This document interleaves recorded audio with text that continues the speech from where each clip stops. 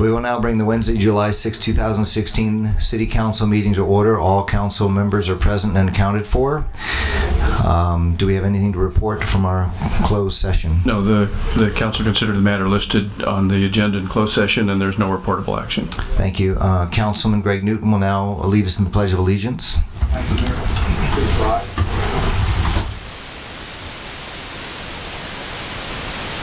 To the flag of the United States of America, and to the republic for which it stands, one nation, under God, indivisible, with liberty and justice for all.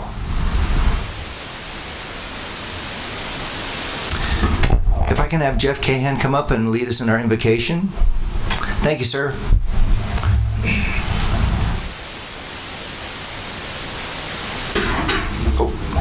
Thank you for the honor. If everybody would prepare themselves in the manner of their custom. Lord, we come before you tonight, and we just thank you for this city. We thank you for our leaders. We thank you for the residents that are here. We thank you for the business that'll be before this council tonight, that you would watch over us, guide the leaders, help the information be true and accurate, that the decisions can be made honestly and truthfully, and that the residents would participate and understand the process. Again, we just ask for your hand to bless this council meeting tonight for all the people that are here. Thank you for everything you do for us. In Jesus' name, amen. Amen. Thank you, Jeff. I think I'm going to bring Brian up. We're going to talk about parks.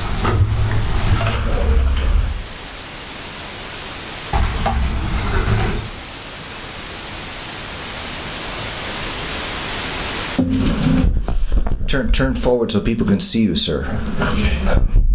I was a Park and Rec commissioner for 10 years, and so if I had another life, I would be a Park and Rec person. So I love the idea that this is Parks Make Life Better Month. I'm going to read some snippets from this proclamation. So, whereas increasing the quality of life, building a thriving community, and encouraging vibrant and safe neighborhoods are the goals of the Parks, Recreation, and Community Service Department, and I'm going to read it all.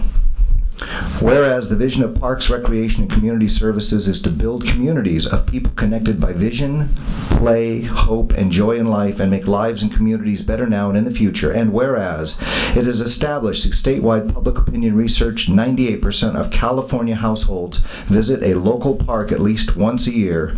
2 in 3 households visit a park once a month. 50% of households participate in an organized recreation program, and most park use is with family and friends. Whereas residents value recreation as it provides positive alternatives for children and youth to reduce crime and mischief, especially during non-school hours.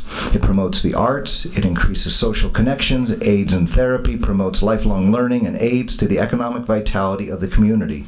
And whereas the residents of Norco, including children, youth, families, adults, seniors, businesses, community organizations, and visitors benefit from the wide range of parks, equestrian, pedestrian trails, open space, sports fields, facilities, programs, and special events, including the George Ingalls Equestrian Event Center, Wayne Macon Shears Sports Complex, Rose M. Eldridge Senior Center and Garden, We People Play School, Riley Gymnasium, National Day of the American Cowboy, 4th of July Picnic, and Mayor's Patriotic Trail Ride, and the Horsetown Parade of Lights and Christmas Festival provided by the City of Norco. Whereas July is celebrated across the nation as Parks and Recreation Month. Now, therefore, I, Kevin Bash, Mayor of the City of Norco, on behalf of the Norco City Council, do hereby proclaim and celebrate July 16 as Parks Make Life Better Month, and in doing so urges all Norco citizens to use and enjoy its parks, trails, open space, facilities, and recreation opportunities. Congratulations, and thank you so much for everything you do, and to your staff. You want to say a couple words? I think the resolution identifies our mission, which is to improve the quality of life in our community.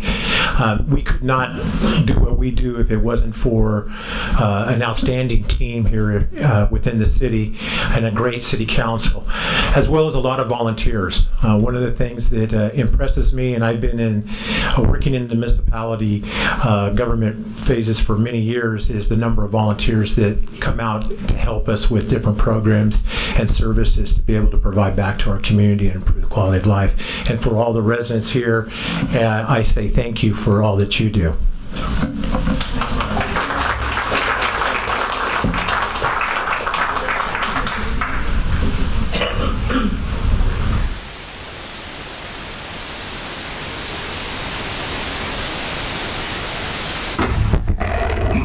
Moving on to a presentation, emergency preparedness update by CAL FIRE, Riverside County Fire Department, Norco, Battalion Chief Scott Lane. Thank you, sir.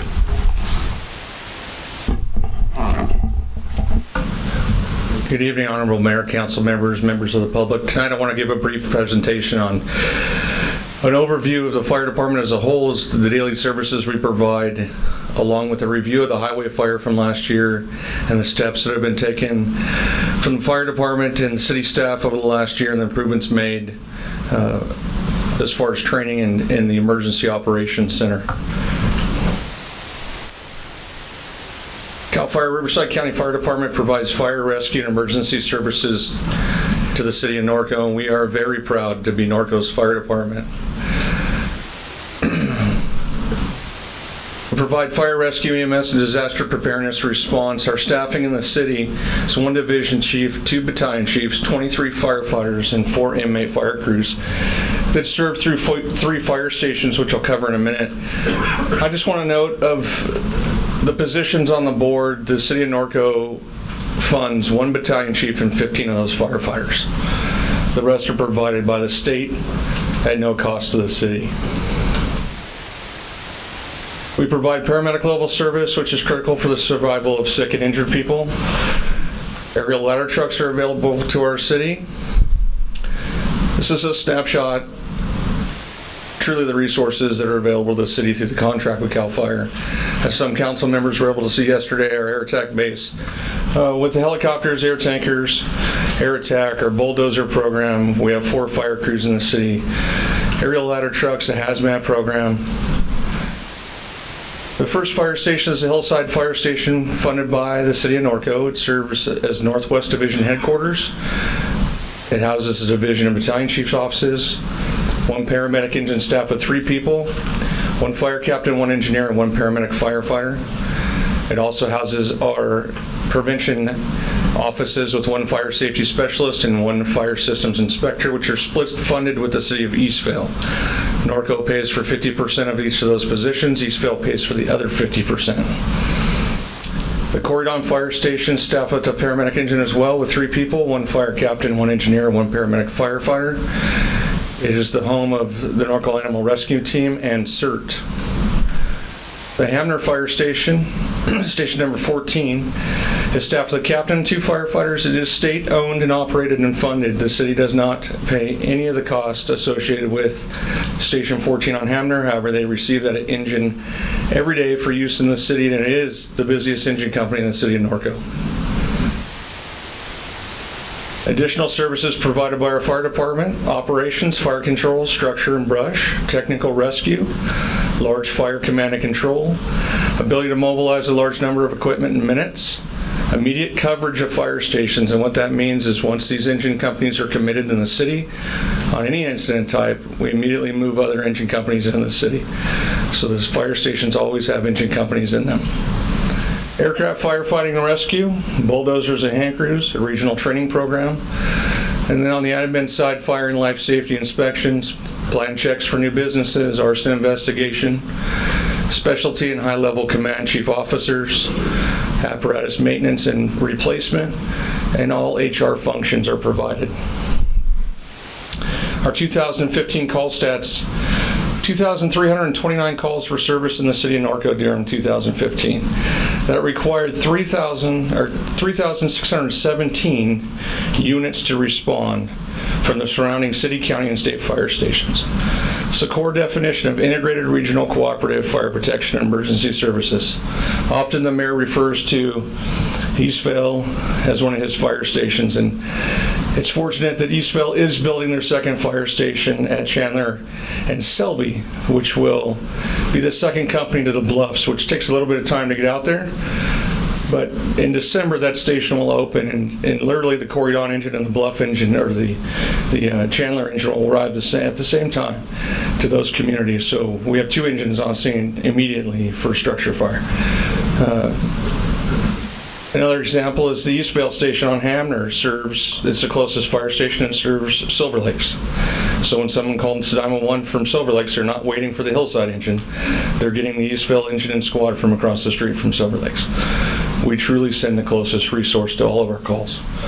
On average, we're seeing a 5 to 7% increase in calls annually, and that is throughout the county, regardless of jurisdiction. It's an average of 5 to 7%. In all of our cities, county areas, et cetera, and that has a lot to do with the influx of population. So that was the overview of our resources available locally in the city. Now I'd like to spend a couple minutes reviewing the highway fire, which you all recall from April 18th, 2015. It started at 6:12 p.m. Excuse me, at 6:02 p.m. on Saturday, April 18th, firefighters responded to a report of a fire in the Prado Basin of the Santa Ana River. Arriving personnel quickly advised that the fire had a critical rate of spread and requested additional resources. Approximately 300 homes were evacuated by Corona Police and the Riverside County Sheriff's Department. Riverside County Fire Department Office of Emergency Services staff works at the City of Norco, the Red Cross, NART, law enforcement, and others to ensure evacuations were efficiently carried out, and an evacuation site was established at Riley Gym, as well as a large animal evacuation site at Ingalls. Though several residents came to the evacuation sites for information, none sought shelter, and the sites were closed at 6 a.m. on Sunday, April 19th. Heroic efforts by multiple fire agencies prevented what could have been a catastrophic property damages.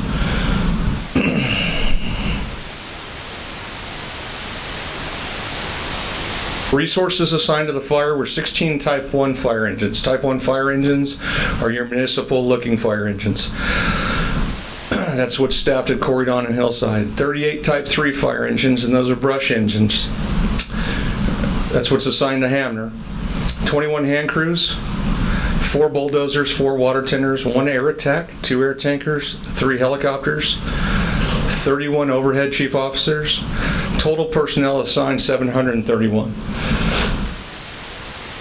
I would like to note that the cost of the fire to the city of Norco was $0.00. It was paid for by the state of California. This is a map of the highway fire. You'll see this is Highway 71. The X denotes the area of origin where the fire started. I would also like to point out this is the city of Corona. This is the city of Norco. You'll see that little triangle right there is the only land that burned in the city of Norco. The black line is the fire perimeter.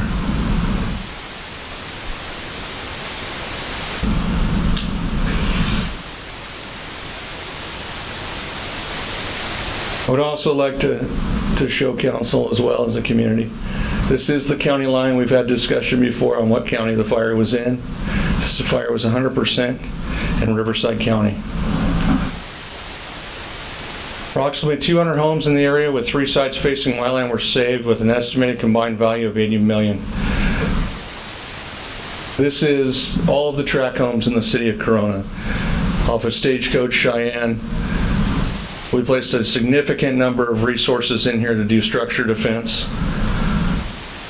Approximately $32 million saved for 40 properties between Bluff Street and the wildland area.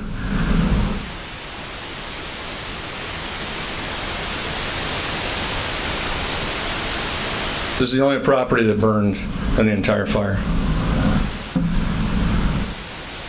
No animals were at the facility were harmed. This is at the kennels at the end of Bluff, Starlight Kennels.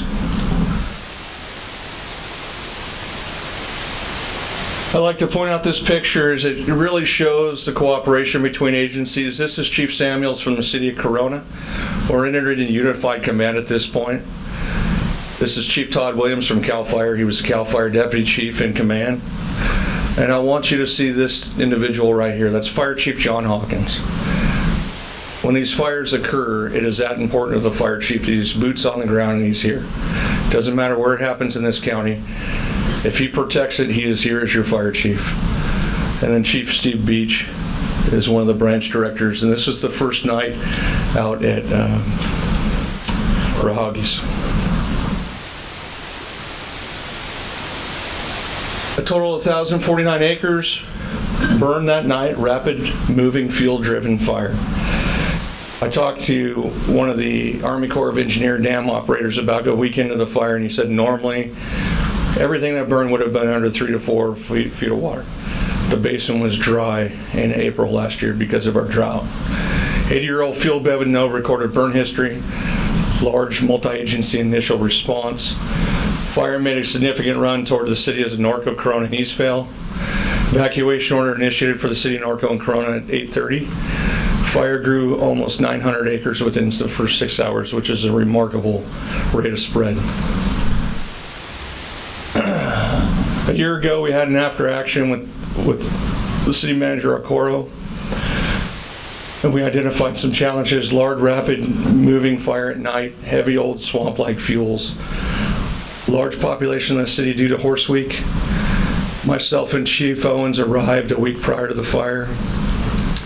The uncontrolled announcement of Horse Week caused a traffic challenge near the ICP, Incident Command Post, gate access to the Prado Basin, traffic congestion on River Road. Roadblock on Stagecoach caused some challenges for firefighters and civilian evacuations.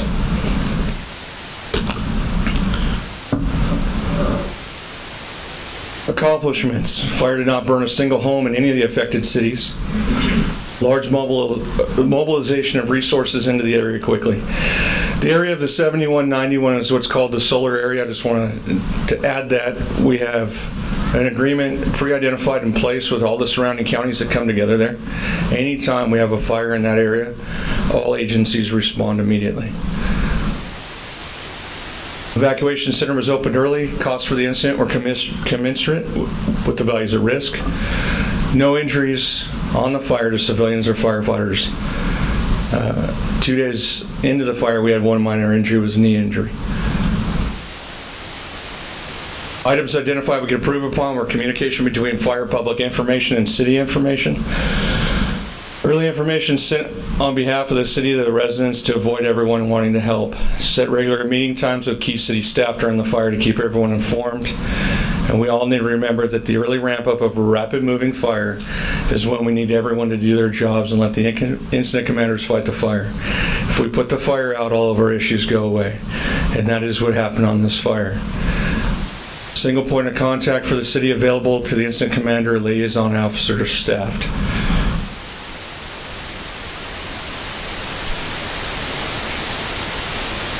Also to discuss evacuation plans with key city staff and have known alternatives during larger city events. Early tie-in with the sheriff's department for road congestion and bystander traffic issues. Social media and putting out good information out there early to avoid bad information spreading.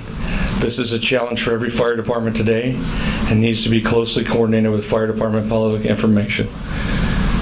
Keys to the Prado Basin with access maps have already been obtained and disseminated to fire chief officer staff.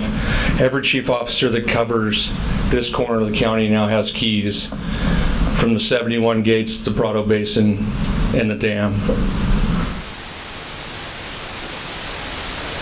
In May of last year, City Manager Arcoro directs the fire department to take the following actions: evaluate the city EOC and make ready for immediate use, provide refresher training to EOC responders, update the emergency operations plan for Norco, seek additional grants to cover the improvement costs, and carry out the improvements recommended in the after action review.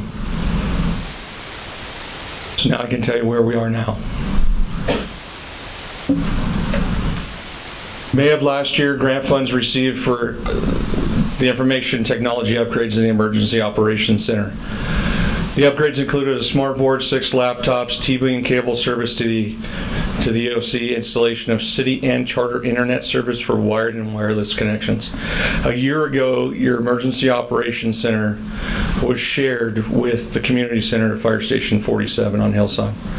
All of this equipment was in cabinets. Today, it is all out, connected to the networks, ready to go in a moment's notice. If we had an incident right now, we could turn that room on in seconds. City staff received 4 days of EOC refresher training from the Riverside County Emergency Management Department and CAL FIRE. The last session concluded in November 2015 with a 4-hour El Nino tabletop exercise, of which all city department heads and city staff that are EOC responders attended. This is a picture of your EOC today. As you can see, the laptops are in place, the printers are in place, the phones are in place.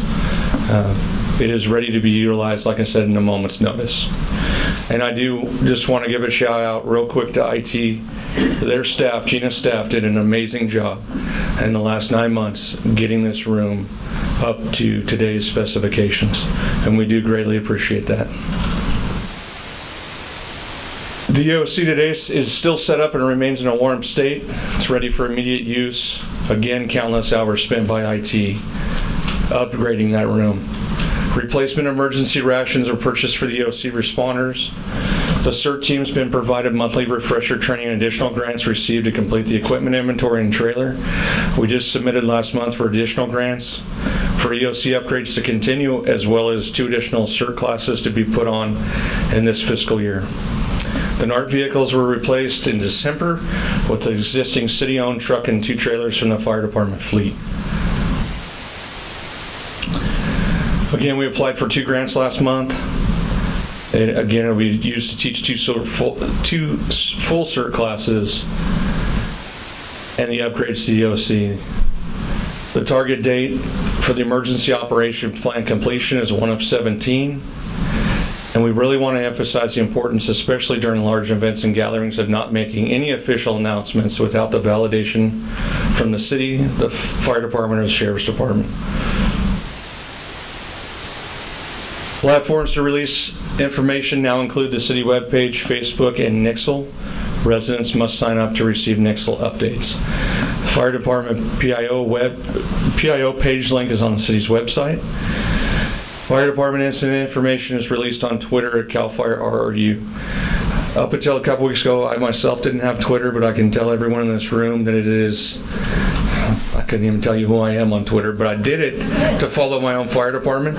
Every fire department in the state of California is on Twitter. Kern County was posting videos during the fire 2 weeks ago as it happened. The information is real, it's accurate, it's time-fed and driven. If you see smoke in the air in this city, I'm telling you, it's going to be on Twitter before I can make the phone call, and that's released from our public information office. That is an initial release, and then council and city manager will get a significant incident report with more detailed information as the incident allows. Facebook and on our website, rvcfire.org.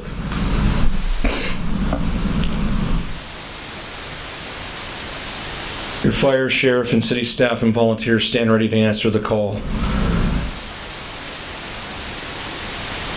And again, we are proud to serve Norco. With that, I'll take any questions. Bring back to council. Any questions? Merwin? Robin? Ed?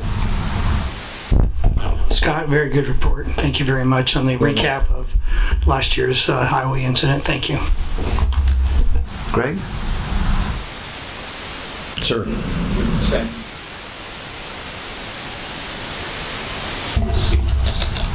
Thank you. We're proud you represent us. I mean, very proud. So thank you very much. Great report. We're proud to be here, and I'll pass it on to my troops. Appreciate it. Thank you.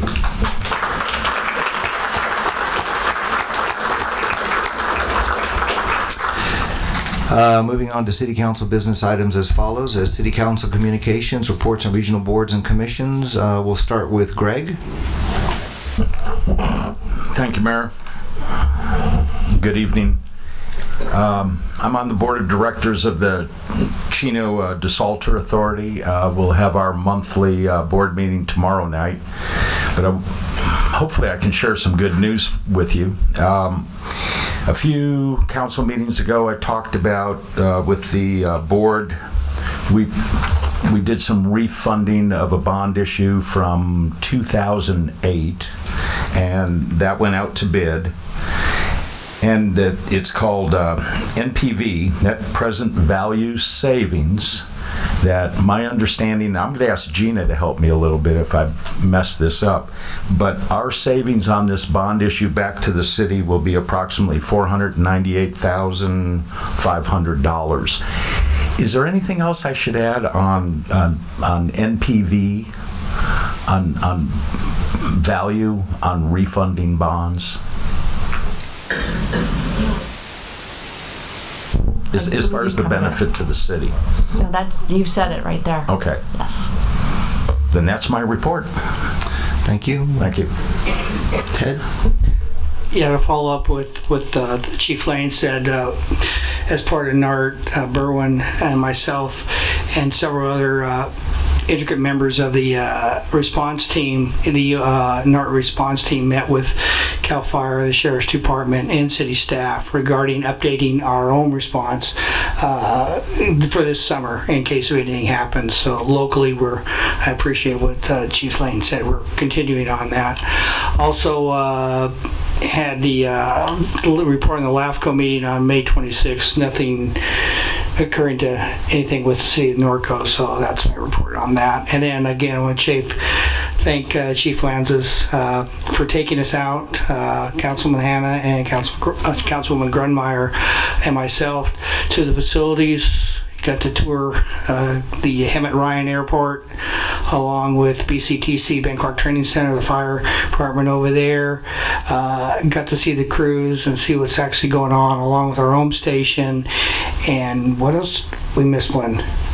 And the main, and we met Chief Hawkins. So he's looking good, by the way. For those of you who don't know Chief Hawkins, serious heart attack, real life experience. The man looks good for 69 years old. Very good for being a fireman that long. So, but I want to again thank you. It's an eye opener. If you never get a chance as a resident to tour, when they have these open tours at these fire facilities, take the time to go look, see what these guys go through and the amount of training they go through. They're on the first line and doing all this stuff. So again, excellent job. Also met with EDAC on June 28th, and I'll let Kevin, if he wants to expand on that one. We're going to see some good things coming out of EDAC.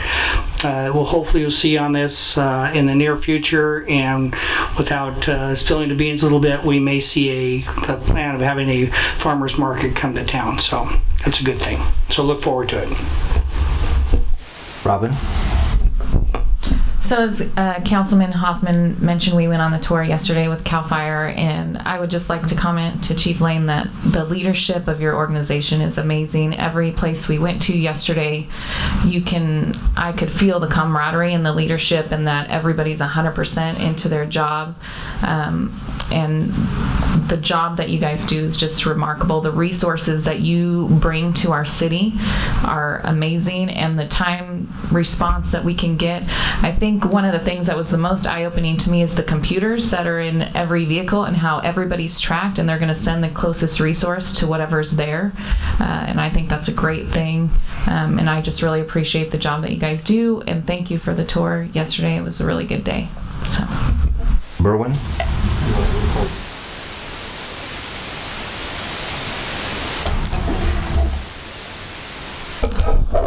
I'll piggyback onto that tour yesterday. It was really a eye-opener at how technology has taken over the world and everything. Like Robin said, all the vehicles have a computer in there where they can track where they're at. If they get a call and they go to dispatch a unit to the fire, they may be one from another station driving right by there. They can just tell them to pull in and take care of it without having to come across town and everything. And we went into the dispatch center, where all the 911 calls come in, and that was quite interesting. We all three got to sit down there and put on the earphones and listen to a 911 call. The screen, you could see where the emergency vehicle was when they punched it in. The call I got was, I got to listen to, was from a supermarket. And somebody had stepped in some water and fell, and they wouldn't move her because her back was hurt. But while the dispatcher's talking to these people, there's a fire truck less than a mile away from there coming right towards the store. So they took the call, and they were there within about a minute. And I don't know what Robin and Ted got to listen to, but I thought that was pretty interesting. And when we have a NART call out, our dispatch, we get a text message from that unit, and then I'll always call them back on their number to make sure we've got everything right. And sometimes it don't go through 911. They'll call me. Well, then I'll call dispatch and tell them where we're going and what we've got and everything. Well, walked in there was two of those guys that when I started talking, they already knew who I was because they'd talked to me on the phone. So it was interesting to get to meet those guys. And then we went on out to the airport and got to look at their planes that they have in service that drops the fire retardant, like the pink, when they painted the mountain pink up here below Pumpkin Rock. That plane holds 1,250 gallons of a mixture, and they have to send that mixture into we're at Montana, Chief, every once in a while to make sure that they're getting it mixed right for a retardant. And then the helicopter and that crew was amazing what they go through. They can land them up on top of a ridge above the fire while everybody else is coming in down below to fight it. But I think they said the closest big tanker is like 20 minutes away. San Diego, it's there in 20 minutes that they can get it. So we're pretty well protected with all this, and I felt real honored to be able to go and take that tour and relieved that we have so much protection. And my next report is on vector control. And I talk about this every month, but this is very important and very dangerous diseases that have hit in the United States. The main one, and it's going to really affect the Olympics, is Zika. And it's brought in by a certain mosquito. And it causes all kinds of problems, causes brain damage in babies and everything. And some of those pictures of those little babies is horrible to look at. But right now there's 5 suspected cases of Zika in Riverside County and 1 confirmed this week out in a rural area in Marietta. They won't say where it is, but for the privacy of the patient. But it's in all the 4 counties around us now. It's here, and it's here to stay. The other one is West Nile is here. It's been here for several years, but it's already in the county this year. Last year, and this is not anything to brag about, last year Riverside County led the state in a number of West Nile cases. And it's very important to protect yourself when you go outside. Use spray, vaccinate your horses and everything like that to keep them from getting it, because it's transported by birds, mainly crows, and everything. So it's important to stay up on that. And the other mosquito, the yellow fever mosquito, is here, and it's in several counties, and it brings in one of the worst diseases there is a dengue fever.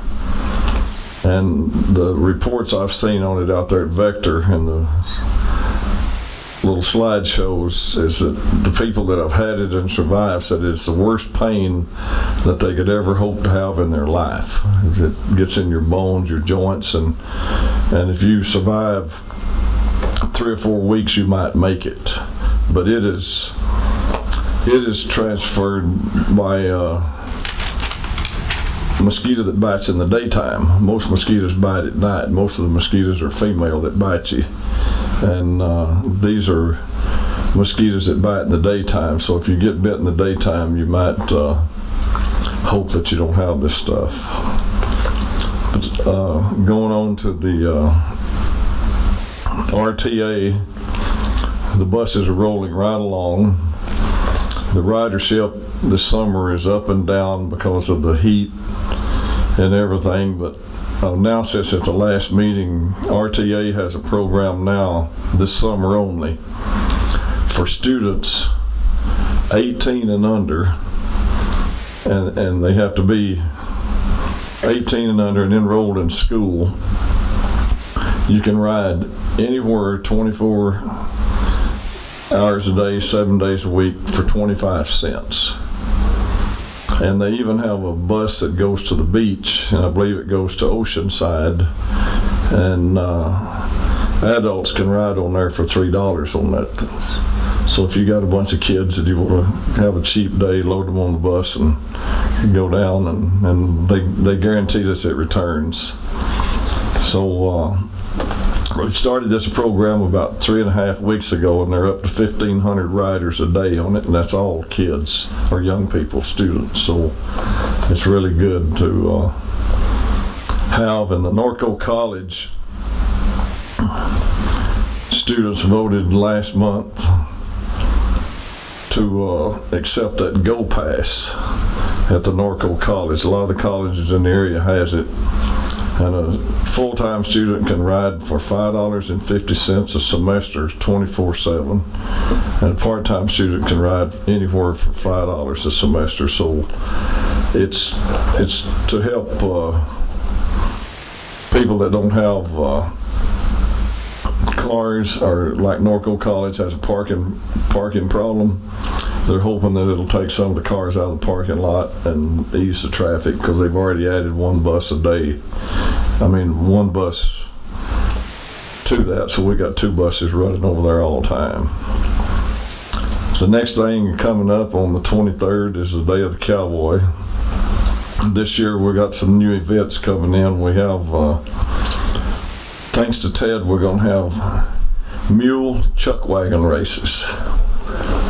So it'll be wild and woolly, because mules think different than a horse. But also this year at the very end of the event is the veterans from Camp Pendleton, and there's a group of amazing guys. They've all been to war, a bunch of them been wounded and everything, but they're rodeo bullfighters. So we've got them coming in to do 2 specialty acts at the end of the deal to fight the bulls, and they're not the ones that throw the darts and stick in them. They're the rodeo bullfighters. They'll actually take hits and everything else. So it's going to be a quiet and exciting evening. Sheriff Stan Sniff will be there with his gunfighting crew, and I think Captain Horton's joining him again this year. So it's going to be quite a day. Hope to see a bunch of you there. Thank you. Before we move on, Cheryl, do you think we could get some chairs in the back for some of these people real quick? We got a bunch right here.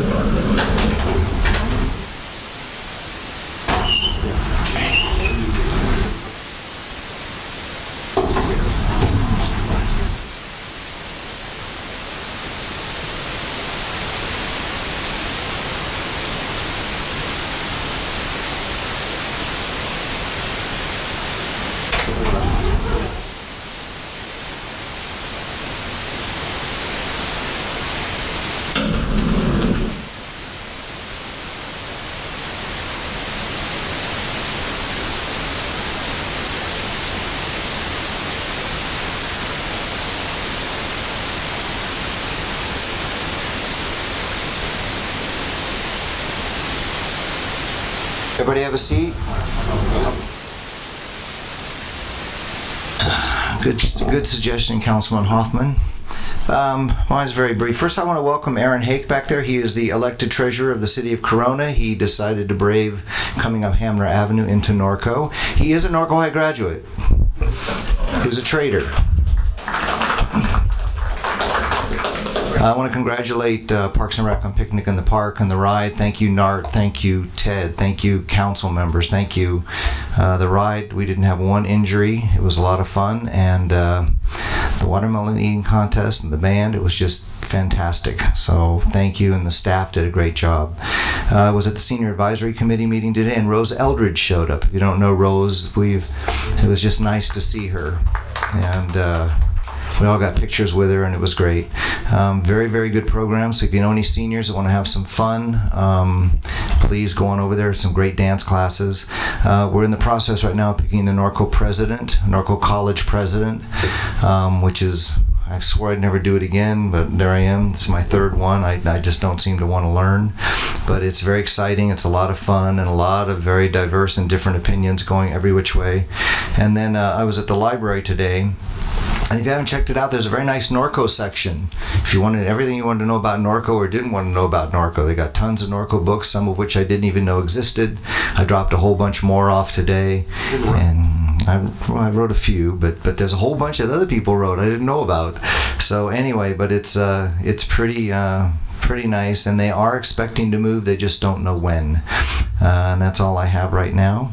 So moving on to City Council consent items. Now, did you want to make an announcement? The City Manager wants to make an announcement to begin. Yes, Mr. Mayor, members of the City Council, I'd like to request for item number 2F to be removed from the City Council agenda. And I am also asking that the City Council not consider this item. Basically, Balboa has made their payment for July 2016, and they no longer wish to proceed with the request to adjust the payment schedule from a monthly basis to a quarterly basis. Thank you. So do we have to vote on that, or how do we proceed on this? All right, so we just move on? Can I ask a question on that? Yeah, please, Greg. With what Andy read, what is our avenue to ask a question in regard to what you just read? Can I ask a question, or does it have to be a motion? I don't think the item is relevant anymore for this City Council. I'm removing it from the agenda. Yeah, maybe the simplest way of doing it is... Use your mic. Turn on your microphone. It is. Oh, couldn't hear you. Maybe the simplest way of doing it, rather than in the context of this item, is when council comments come, just ask a philosophical question. Okay. That's right. So moving on, John? Okay. Does anybody wish to pull any other item off the consent calendar? Pull E. E. Ted? Anybody else? Do we have anybody from the audience that's pulled any items other than the one that's already been pulled? No, Mayor. Do I hear a motion to accept the rest? Move to accept the rest. Second? Councilmember Hanna? Yes. Councilmember Grunmeyer? Yes. Councilmember Hoffman? Yes. Mayor Pro Tem Newton? Yes. Mayor Bash? Yes. Motion carries. So Ted, number E. Yeah, Mayor, the only reason I pulled this, and I'll direct my question to Public Works Director, this is not the same company we had business with last year or the year before? No, it's not. Okay, and I trust you that we're going to ensure that what happened in the past is not going to happen again as far as accountability, correct? Correct. Ed and I've had lengthy discussions on this subject. Okay. Yes, we specifically put language on it that clearly indicates that work will not be done or compensated unless it's authorized by the city. Thank you. I just want to assure ourselves and our constituents that that's what it is. Very good question. Thank you. And with that, Mayor, I move to approve. Second. Councilmember Hanna? Yes. Councilmember Grunmeyer? Yes. Councilmember Hoffman? Mayor Pro Tem Newton? Yes. Mayor Bash? Yes. Motion carries. Moving on to public comments. This is the time when persons in the audience wishing to address the City Council regarding matters not on the agenda may speak. Make sure you fill out a speaker card. We'll give you 3 minutes. Do we have...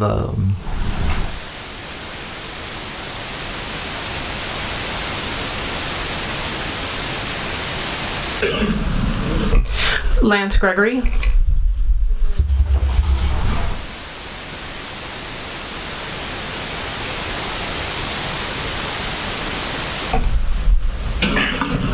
Hey, Mr. Mayor, council staff. We have a growing trend in the Inland Empire, and the experience seems to be getting worse, especially for us since 4th of July for our family was a little different this year. We recently just got back into horses, so this 4th of July was pretty traumatic for everybody, and it really made me second guess whether I made the right decision or not. Spent a lot of time for the 3 days in a row in the backyard by the stalls as fireworks went off until midnight and beyond. We all know that the fireworks aren't legal in California in the area and they're safe and sane, but these fireworks are beyond the safe and sane. These are the professional Disneyland style stuff, and they are going right over our houses. I know the sheriffs are stretched. We have very limited resources. I know fire is. But what we'd like to do is see if we can't work as a community with our leadership, our fire department, our sheriffs, and see if we can't come up with some sort of educational type thing, door hangers, whatever we can possibly do to try and alleviate this problem just a little bit. I know, us being an animal keeping community, we take it even worse than others. Yeah. So right now, that's really all I'd like to say. Just see if we can work together, see if we can't find sort of idea put together and start working on this. And thank you, sheriffs, for handling the calls. Thank you, sir. Gary Cervantes.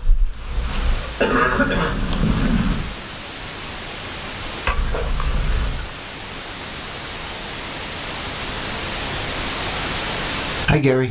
Hey, Kevin. Hi, I'm Gary Cervantes. My wife and I have been a resident since '98. My daughter as well. I had something I want to comment on, and I still do, but I just wanted to add for Lance. My wife and I were out at 12:30 at night. She saw a rocket heading towards our house. We ran out and exploded about 20 feet high, about 20 feet away from our house. And we're at the edge of the golf course up there, Hidden Valley. Blew up right over our house, and our horses went nuts. I mean, it was just horrible. My horse was snorting all night long, and he never does that. And I called the police and was on hold like 10 minutes. And they drove by, and that was about 12 o'clock. But this happened after that. So somebody was up there shooting them off till like 2 in the morning before the gunshots. And then there was a couple of gunshots. So yeah, we agree. We have to do something on that matter. But the reason I'm here is because of the Silver Lakes. I heard Friday that RJ Brandis was trying to get a delay on the payment of the $6 million loan. Now, he agreed in January. I asked him a question at town hall meeting that he was going to pay starting July 1st. Now, I understood he did pay, but is he still trying to make a payment on the quarterly basis? If so, we need to get the quarterly basis payment in advance. We've given this man every opportunity to pay the way he's supposed to pay. We loaned him $6 million total.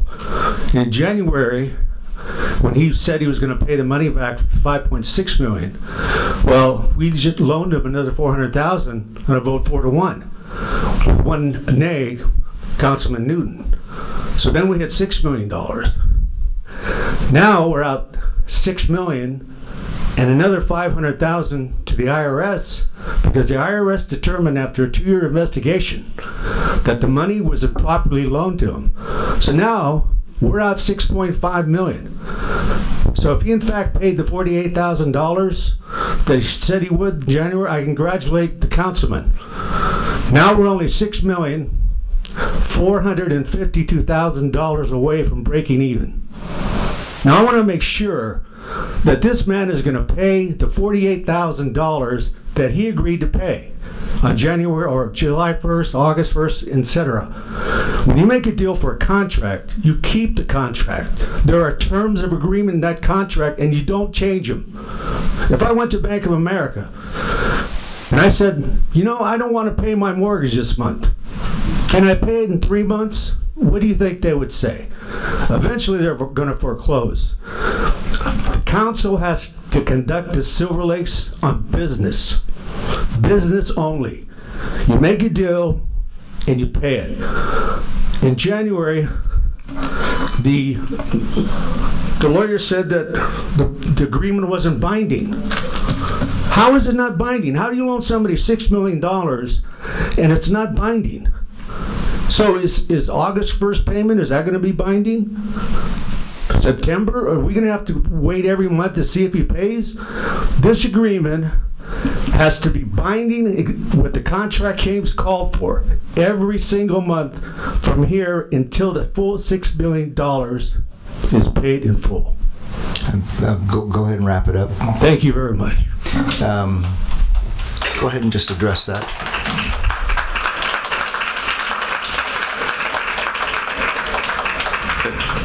There's not too much addressed. We have an agreement. First of all, the funding construction acquisition agreement provides for monthly payments. They were to begin July 1. We have an agreement executed with Balboa that they will begin July 1. Balboa's withdrawn any requests that it be anything other than the agreement that both parties have signed, and that's it. And for the past several years, he's paid $33,040 a month and is now paying $36,000. Now he's approaching over $80,000 a month. Okay. Next person. Pat Overstreet.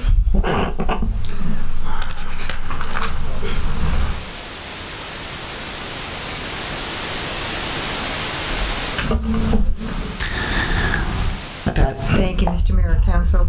I just want to take this opportunity with such a full house to remind everybody that we're going to be having a town hall meeting July 25th at Nellie Weaver Hall. Rural Organization is happy to host it.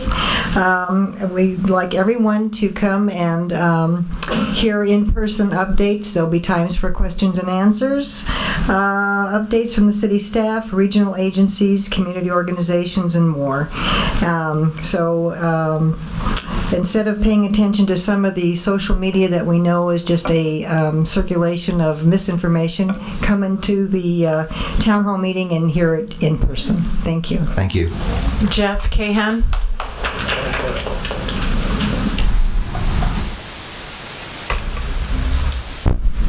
Good evening, Mr. Mayor and Council. I'm sure you're not too surprised that I'm here to promote the concert that'll be this Friday. I want to tell you, I was so excited a couple of Fridays ago when the Hillbillies were here. I'm almost positive that has got to be the biggest crowd we've had, at least in the 4 or 5 years that I've been going to the concerts and been a part of it. So I was very excited that we had, I'm guessing, about 500 or more. That place was packed. So I appreciate your support on the concerts. We have the Cougars Rock coming on Friday. And those concerts are not only put on because we have sponsors, but I want to echo what the mayor said earlier about the 4th of July. The Parks and Rec Department is one of the, as far as I'm concerned, obviously I'm a little biased, but one of the hardest working departments here in City Hall. When everybody else has a holiday off, it's Parks and Rec and all the Parks and Rec staff that are out doing things on the weekends and on the holidays so that the residents can have the events and the different things that we have going on in our parks. So I applaud Brian and your supervisors, Michelle and Patty and Hank and Frankie and just everybody that work for them, and please pass that on. That staff puts on great events. They're there early to set up, they're there late to tear down, and they do a great job. And I just want to publicly thank them for all their hard work. And again, the concerts have been a real success, and I again thank you for your support, and I look forward to seeing you on Friday with Cougars Rock. Thank you. Thank you, Jay. Foro Cueva.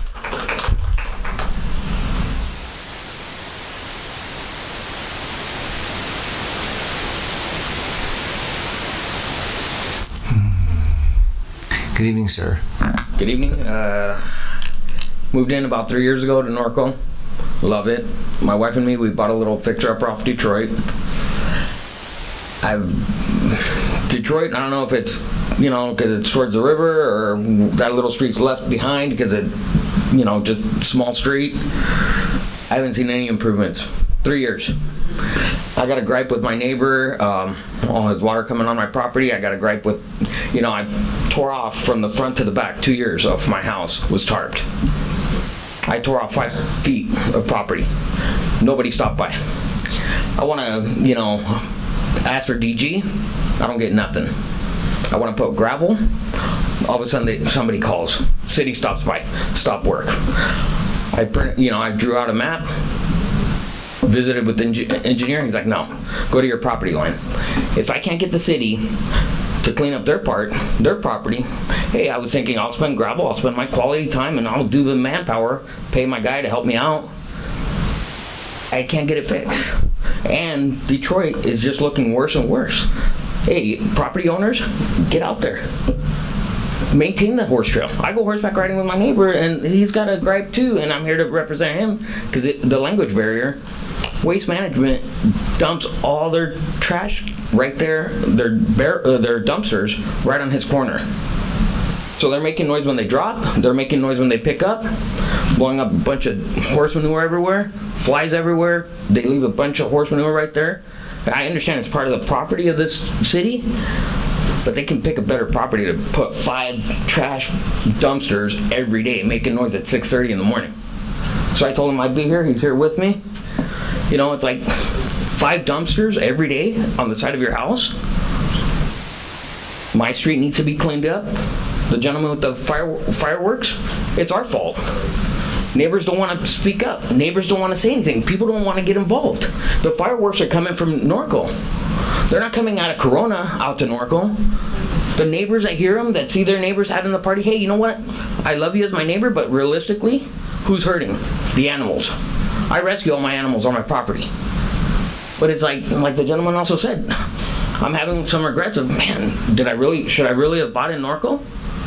Because it's like now I got to spend the night out with my animals when 4th of July comes around. My neighbor on the other side, he lost his horse last year after Eastville decided to throw their fireworks show right there in our backyard.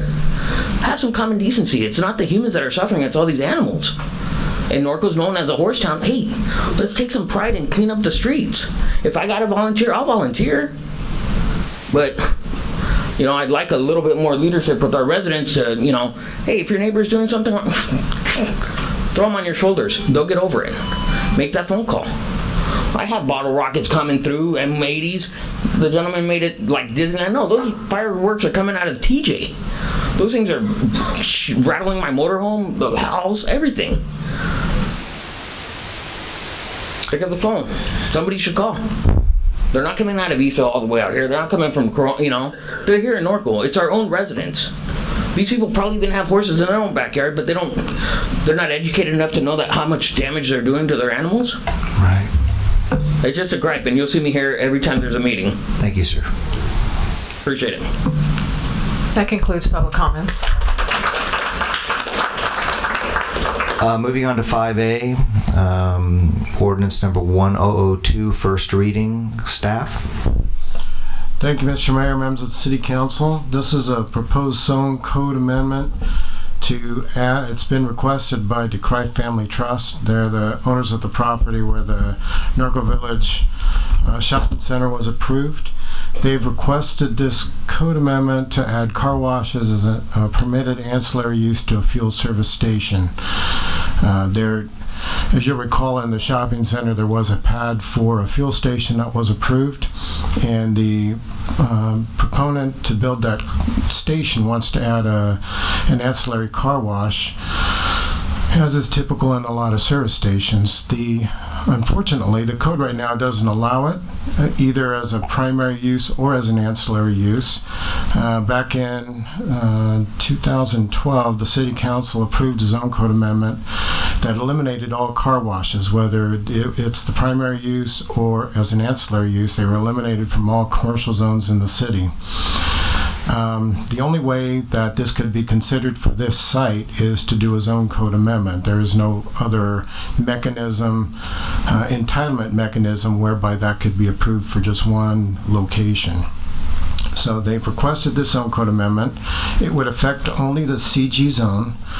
And just for reference and background, the city currently has 2 service stations in the CG zone, which is mostly Hamner Avenue, and 2 in the Gateway Specific Plan that have attached car washes to them. And in addition to those, there are 2 full service and 1 self-service car wash within the city. These are all on Hamner Avenue or just west of Hamner Avenue. One of them's on Mountain. There are 6 other fuel stations on Hamner Avenue that do not have attached car washes in the CG zone. If this is approved, those would have the opportunity to attach a car wash to them. The staff report states that most of them can't accommodate it. The fact is all of them can't accommodate it because they don't have the property in order to construct the car wash and have adequate access around the building maintained. So basically, this is a zone code amendment that, while it applies to the CG zone, it really is only applicable in one location, which is the village, Norco Village Shopping Center at River and Corydon. One of the impetuses behind the City Council adopting a code amendment previously to eliminate car washes was, one, they do not generate sales tax as a primary use, even as they eat up limited retail property in the city. And then 2, noise. The proponents of this particular car wash had a reputable noise analysis company do a study on an existing facility that is similar in design to the one they would like to put in the Norco Village Center. And they used 2 different noise standards because the closest homes to the facility are to the south in Corona and then to the north in Norco. The reason they used the 2 different criteria is because of the City of Norco standards are more stringent than City of Corona. So they use the City of Corona standards for the homes to the south and Norco standards for the homes to the north. The impacts are not significant for the homes to the south and did not require any change to the design of the car wash. There were, however, impacts to the homes to the north and required some changes to or requirements in the construction of the facility so as to meet the standards of that existing facility that was used for the analysis. Those being that they'd have to use the same design criteria and the same location within the car wash tunnel for the equipment. The exiting of the tunnel would be limited to 8 feet or less.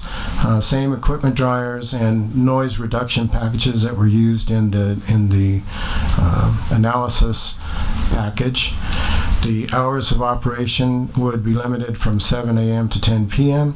and then the same construction techniques. And by doing this, then they can meet the noise standards for the City of Norco for the homes to the north. The Planning Commission reviewed this zone code amendment and they unanimously recommended approval of it to the City Council.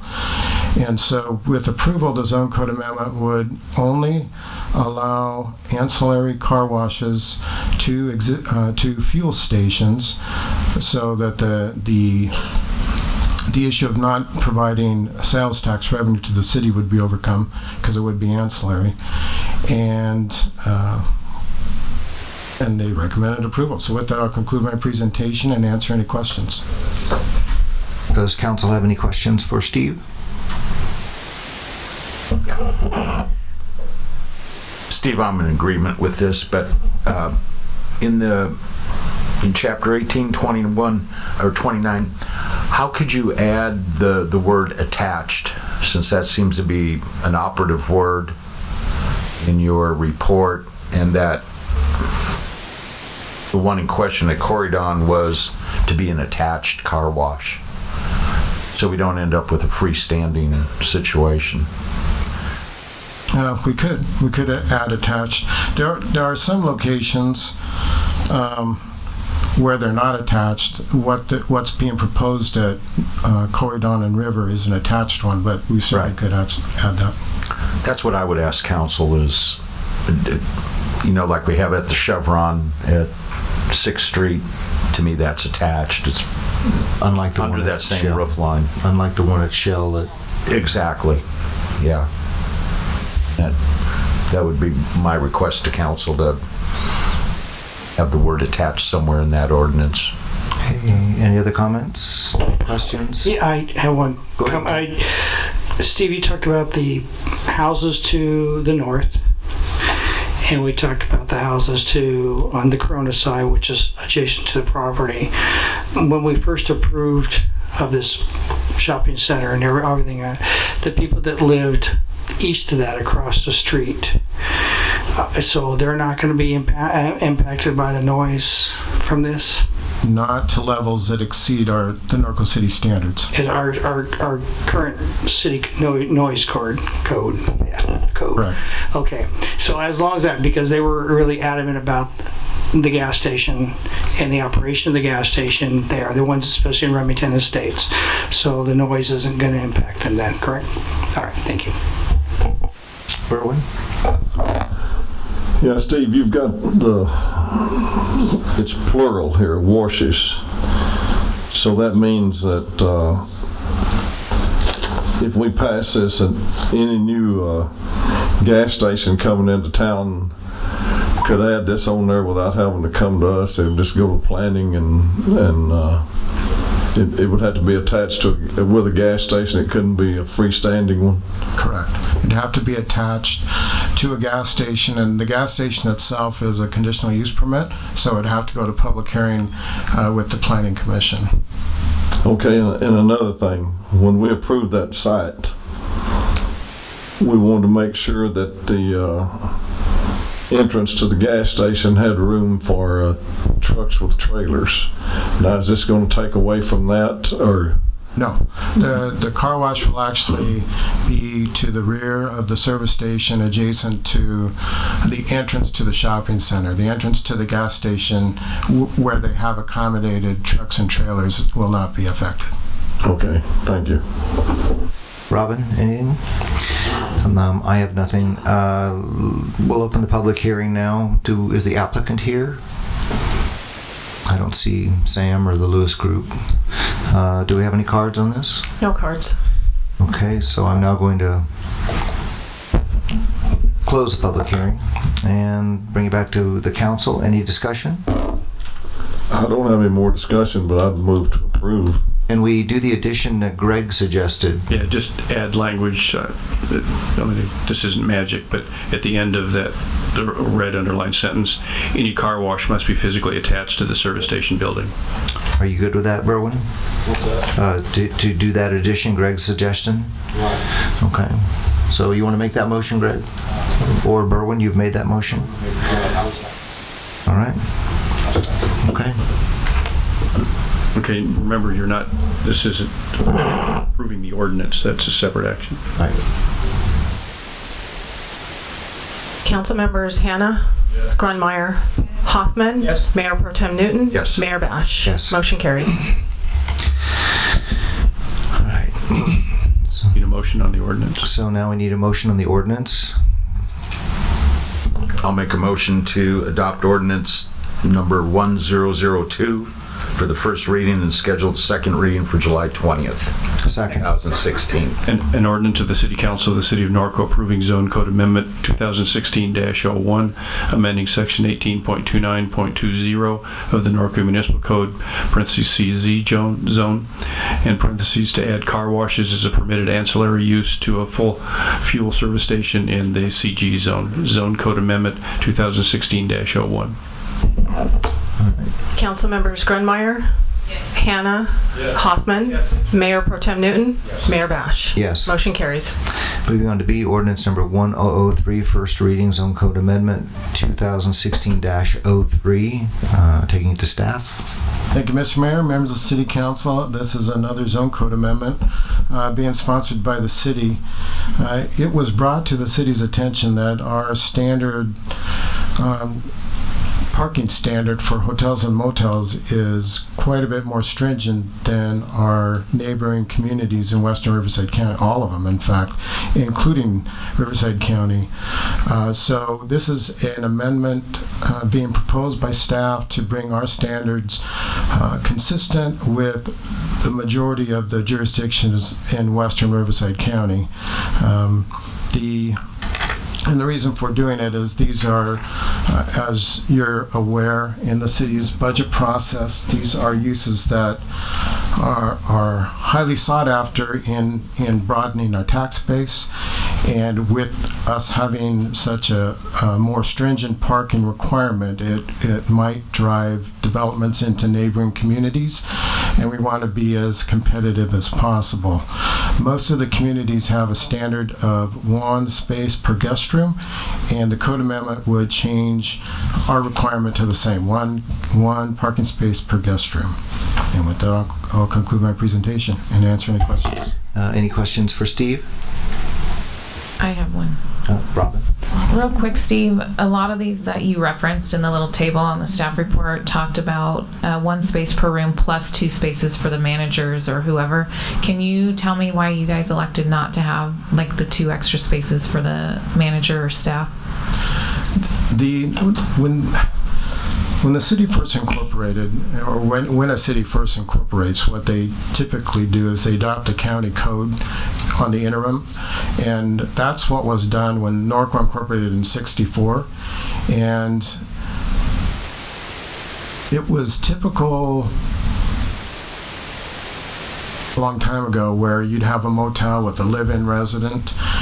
That's not the kind of motels we want to attract. We want to attract the one that the employees come and go. They all come in, they all go when their shift is over, and that's why. Okay. And then the second question that I had was with the hotels that we have in town, and I don't know if anybody has an answer for this or not, how often are our hotels at 100% full capacity and every single parking spot's being used? And that's the other reason. They're not 100% of the time at full capacity, and even when they are at 100% capacity, when the staff is there, the people are out and about doing other things during the day. So that's why we're proposing it the way we are, is because there would be no conflict typically between when the staff arrives and when the guests are there. You're going to ask your staff, right, on the trailers and stuff? What's that? Are you going to ask about the trailers? Yeah. Okay, that's it, Steve. Berwin? Okay, how does this going to affect people traveling with horse trailers and stuff like that? How's it going to affect their parking? What we've done in the past in review of hotel site plans is we've asked them to put parallel spaces directly across from each other so that you can pull into one space and pass through into the other one to effectively accommodate the vehicle and the trailer with it. So we do the same with any other. It won't affect that practice. Okay, so any more new ones that come in will have that clause in there where they have to provide space? Yeah. Okay, thank you. Ted? Actually, I'm going to throw this question out at the chief there. Eric, you work Moreno Valley, and they're asking for the same thing, 1 space per guest room. In dealing with in the other cities, have you had a problem, motels, stuff like that, as far as parking? I know we probably have not had that problem in Norco, but in working in the city of Moreno Valley, did you guys have a problem with that at working in that city? Not that I can recall specifically, no. So it wasn't a major problem when they run into that now number then that you know of? Not that I have any recollection of. Obviously, we're always concerned about the safety of the vehicles in a parking lot, so our recommendations when we go to the planning review board is there's plenty of lighting, plenty of visual aspects to the parking lot for security. Those are the things we look at. So this, you don't think this is going to impact your calls for service then at this point? I don't believe so, no. Okay, that's all I had. Thank you. Greg?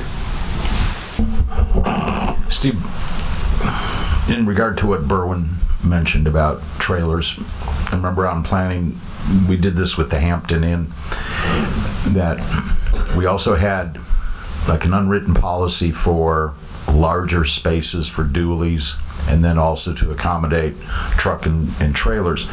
My question in that regard is, how does that affect your traffic count on spaces? If we're going one space per room, how do we make that allowance to get or require additional spaces on top of that? There's no real study to indicate that's a fairly unique situation for Norco. So all we can do is go on what we've seen in the field with our existing hotels. Because definitely if one person comes in with a trailer, they're taking up 2 spaces. But it goes back to a combination of the previous question that they're not filled 100% 100% of the time. So there would be ability to accommodate 2 spaces for one vehicle and trailer parking situation. And honestly, we have not had that much happen with the existing hotels for that scenario. It's interesting. I didn't know we had 3 hotels here in 1964 when we became a city. I didn't realize that they all had residents there. That's why that kind of interesting. They're all gone. Do we have anybody who wishes to speak on this issue? No cards. So opening, closing the public hearing, bring it back to council. Do we have a discussion, action? I'll make a motion to approve. An ordinance of the City Council of the City of Norco approving Zone Code Amendment 2016-03, amending Section 18.38.10, Parens 15 of the Norco Municipal Code, number of parking spaces required to revise the parking standards for hotels and motels. Zone Code Amendment 2016-03. Council members Grunmeyer, Hannah, Hoffman, Mayor Pro Tem Newton, Mayor Bash. Yes. Motion carries. Moving on to item C, public hearing confirming costs for spring weed abatement. Fire Battalion Chief. Thank you, Mr. Mayor, members of council. What you have before you tonight is spring weed abatement. This is the confirmation of costs for abating hazardous vegetation from vacant parcels throughout the city.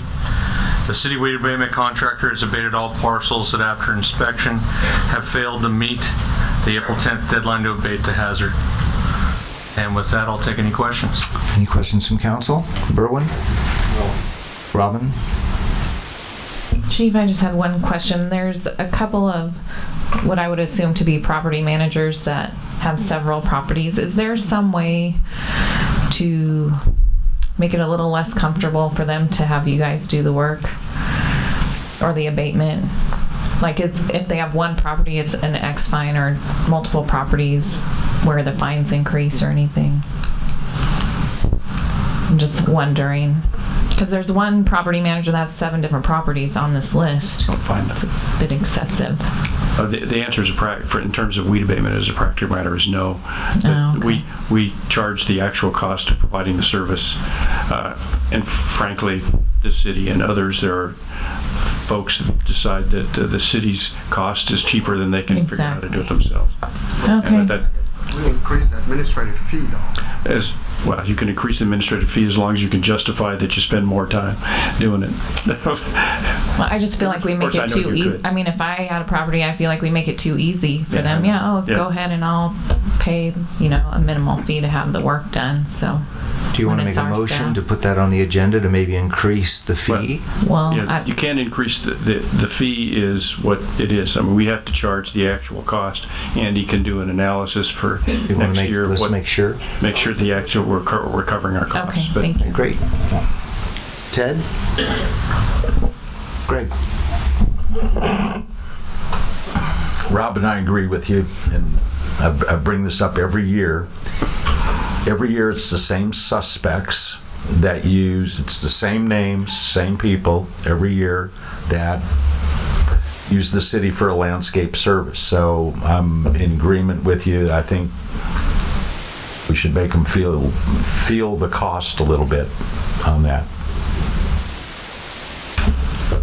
And John, you always tell me that we can't do it. And I'd like you to find this discussion before. Yeah, when you always say in a practical matter, so I would challenge you to find an impractical matter that we can increase the cost. Well, thanks. There's a difference between citing them for a violation, which is charge what we charge. I mean, we set those bail amounts versus the state process, because it's statutory, of abating the weeds when they don't do it themselves. I mean, we can become more aggressive, I suppose, in terms of citing people. That doesn't get the weeds moved, though, but we can cite. I guess what always bothers me is the fact that they use us for their weed service, and the reality is, how come we're so much cheaper than the real weed service? I mean, if we're actually, competitive. my experience, having done these for a long, long time, maybe it's different or the same as yours, is that it's not a function of the money. It's just that when you have particularly a property manager or a property owner who doesn't live in Riverside County, even if they could get it done cheaper, it's a lot more difficult. They don't know where to go or who to hire, and it ends up they're paying more than they would if they found somebody here. Other residents are, but it's cheap money for them. It's just impossible to do. Ted? Andy, and you correct me, or Scott, you can. Does your time and our staff time included with this charge back, other than just controlling the weeds that you pay the contractor? So is that included in the fee? It's covered in the administrative costs, so we're covering back at least your staff costs, your time costs, and our staff costs on that? yes. And then the contractor's costs? We had, the administrative is 100% over the contractor's costs that we're recuperating to. So we're recuperating all our costs on this thing? Okay, and there's no actual fine imposed on that either? No. Can we impose a fine in the future? Yeah. We can, okay. No, I mean, this process is set forth in state statute. Okay, all right. Just as long as we're covering the costs then. Any other comments, questions? Do we have any? No cards. So I open and close the public hearing, bring it back to council discussion, action. Do we have a motion? Do I have a second? I have two.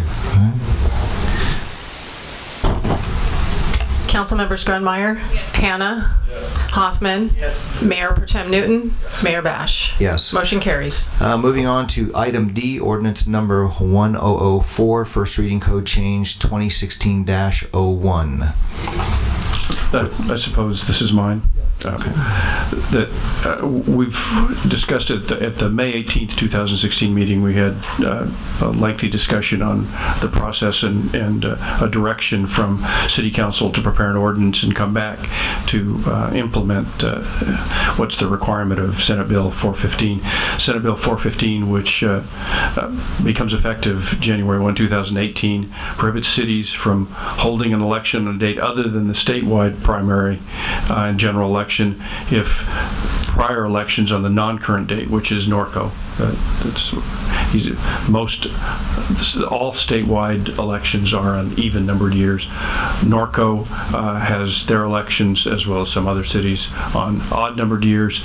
It changed as a result of a request from the Riverside County voter registrar of voters, because back in the day it was a lot more difficult for them to tabulate ballots, and they ask cities, as combination money saving and efficiency measure, to shift to odd numbered years rather than attaching to the statewide election.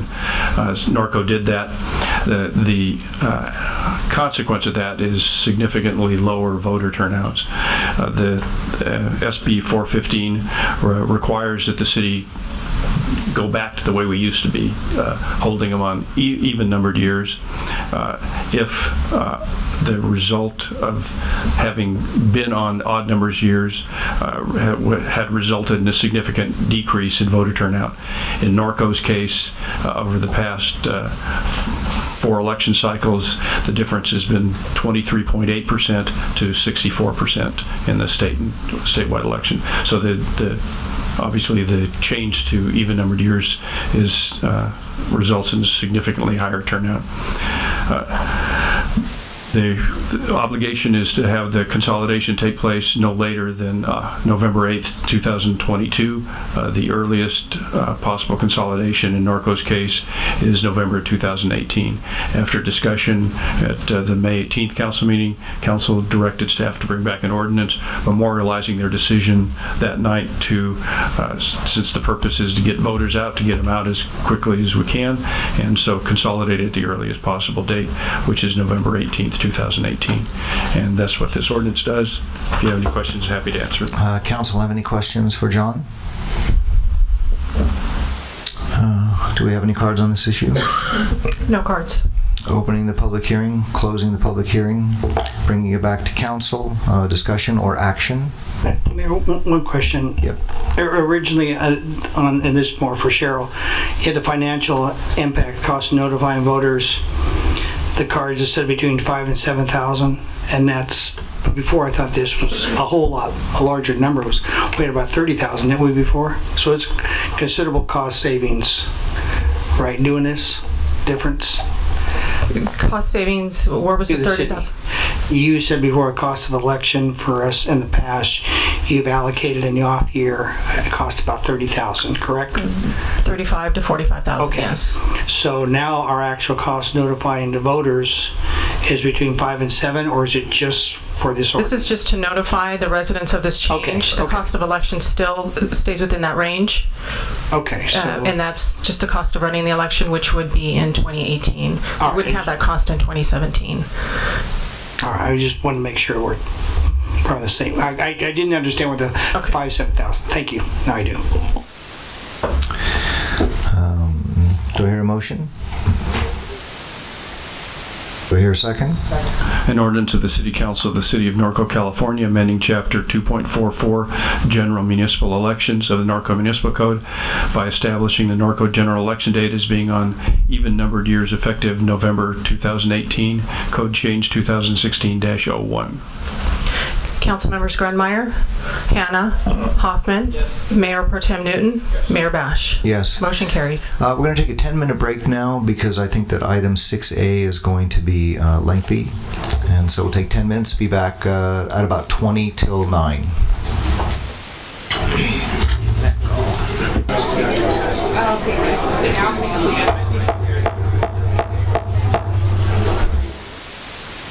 We will now bring council back in session. We'll move on to 6, appeal hearing, 6A, conditional use permit, 2014-10, variance 2014-5. Thank you, Mr. Mayor, members of the City Council. This item was heard by the Planning Commission on April 13th, 2016, and at that meeting, it was denied by the Planning Commission, and that denial has been appealed by the applicant to the City Council. And what's being proposed is the construction of a cultural center / temple facility on Norconian Drive. The parcel where it's being proposed is a vacant parcel just south of an existing city reservoir. I'm supposed to be using this. Okay, there it is. If you look at the site plan,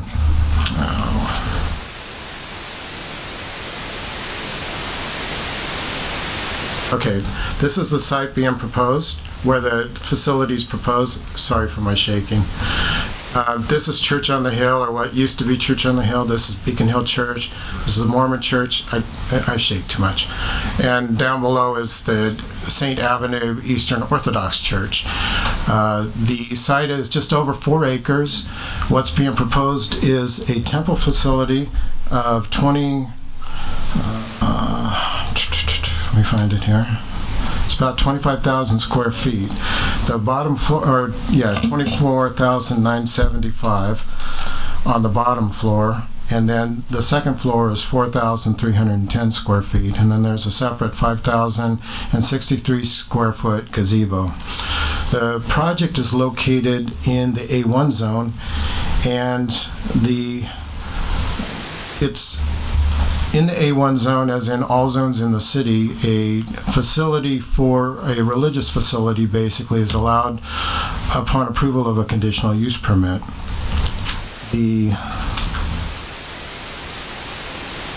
This is the site plan. It's hard to read, but this is the site plan that's being proposed. The main church facility is down here at the bottom. This is Norconian Drive over here, and then there's like a gazebo and tennis courts in the back up next to where the city reservoir site is. I'll briefly go through the zoning requirements for this type of use in the A1 zone. First off, as I indicated, it's allowed with approval of a conditional use permit. The parking for the facility is based upon the open floor area of the primary sanctuary room, which in this facility would not have chairs in it.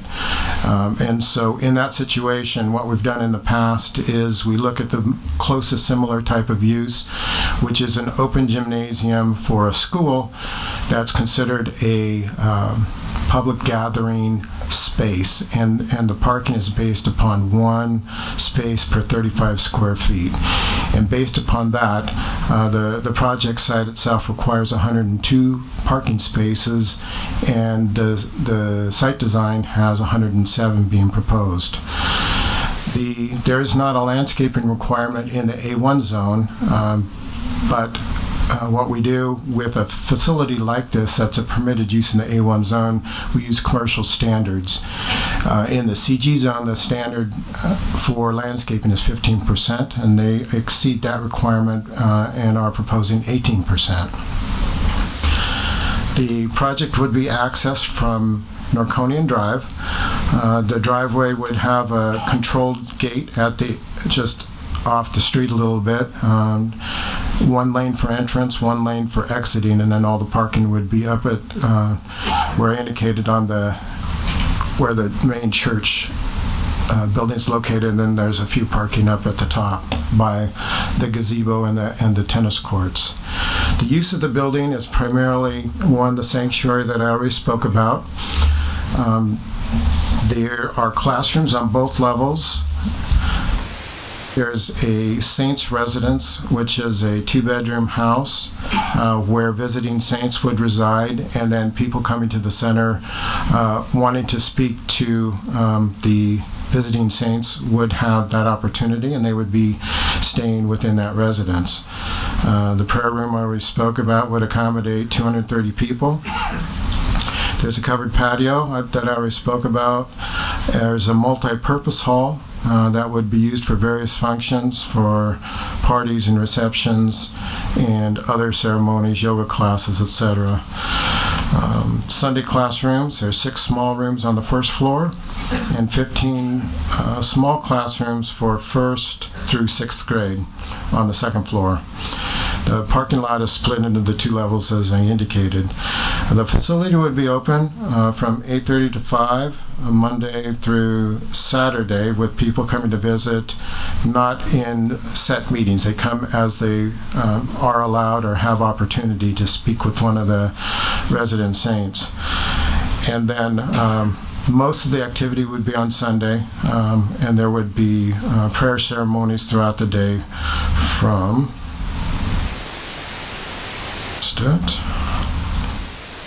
8:30 to 5, same hours. When the Planning Commission reviewed this, most of the concerns that came up had to do with, one, the design of the building, because it is these are the floor plans. Okay, back up. Okay, this is the elevation that was reviewed by the Planning Commission. This elevation required a variance because portions of the roof, primarily the domes that were proposed, exceeded the allowed 35-foot height in the A1 zone. Most of the structure is below 35 feet, but the arch that you see in back of the main dome, the dome, and then the other two domes all exceeded 35 feet, and they requested a variance for that.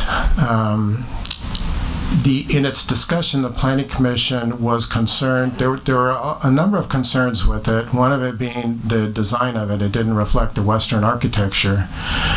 The other was, and this was also a recommendation from one of or both of the members of the Architectural Review Subcommittee, in addition to not reflecting any Western architecture, but that the site itself was not an appropriate site for this level of construction. The things needed that would need to be done to the site in terms of the amount of grading and the height of retaining walls and that sort of thing, to them signified that too much was being proposed on this particular site. Even though the church itself is not that big, but in order to accommodate the proposal, a lot of grading and retaining wall height would need to be done in order to accomplish the flat pad to construct it. At its finished grade, the lower level, which is what you see at the top, would be 20 feet above the level of Norconian Drive. And then to the north of that, which is adjacent to Church on the Hill, they would have roughly a 20-foot grid wall that to act as a retaining wall on that side of the building. Another concern that was brought up by the Planning Commission and members of the public that were at the meeting was the amount of parking. Even though I indicated that they meet the parking standard per analysis of what we have with the Norco Municipal Code, the statement was made that right now Norconian Drive, with the existing churches, has a lot of parking on it. Which doesn't necessarily reflect that they don't have enough parking, because they're not prohibited from parking on the street. But each of the churches have been designed with the needed parking on site. But like I said, it doesn't prohibit people from wanting a quick getaway, parking on Norconian Drive so they can beat the traffic. So the primary issues, like I said, with the Planning Commission were the design of the building, the amount of grading and retaining walls that would have to be accomplished for this project to work on this site. One of the things that they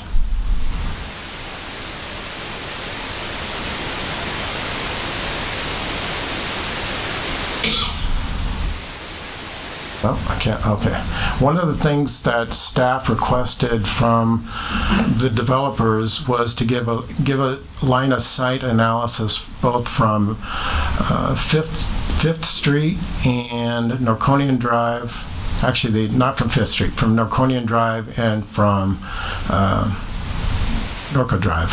And these are the sight line analysis. It's hard to read them, but pretty much when you're standing on Norconian, because of the height of the pad being 20 foot tall, you really would only see the dome, the main dome of the building as it was proposed to the Planning Commission. And then if you're standing on Norco Drive, you would not see any of it. But that doesn't take into account if you stand further back and the obstructions in the front that block your view from Norco Drive. As you get further back, those obstructions get smaller, and the church gets taller on the horizon.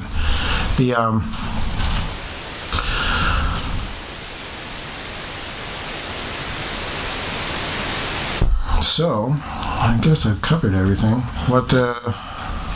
There was a neighborhood meeting that was held on July 14th, and some of the concerns that were brought up at that meeting were what I just talked about, what residents would see from their properties, which is why staff requested these sightline analyses. There was the parking was brought up again because of the parking that already occurs on Norconian Drive. And in the end, the Planning Commission in its deduction determined that there was just too much to overcome for this project at this site. They did talk about the possibility of denying it without prejudice, which would, if a project is denied, a CUP, an applicant has to wait a full year before they can reapply for the same project. If it's denied without prejudice, they don't have to wait that year. And the Planning Commission did consider that in its deliberations and concluded that too much would be needed to try and fit this project onto this site, and so they denied it. That denial has been appealed to the City Council, and so now you have a lot of options before you that I'm going to read. You can concur with the Planning Commission and deny the project, and if that's the decision, then all that is needed is a roll call vote from the City Council. And the one thing I forgot is the applicant has provided they heard the message at the Planning Commission about the architecture. So what if I can get to it, what they provided is there it is, excuse me, a revised elevation incorporating some elements that are more reflective of a Western architecture, getting rid of a lot of the domes. This proposed architecture is all under 35 feet, so they would not need a variance. So if the council determines that this architecture is appropriate, you can either overturn the denial of the Planning Commission and approve the project with the new elevations, which that also would only require a roll call vote. Another option is to send it back to the Planning Commission to reconsider it with this new architecture and more input from the Architectural Review Subcommittee. Another option is to overturn the Planning Commission and approve the project as it was presented to the Planning Commission with the original elevations, and that would require a resolution for approval, and that is attached to your staff report. If you went with the old architecture, you would also have to overturn the Planning Commission and approve the variance for exceeding the height limit.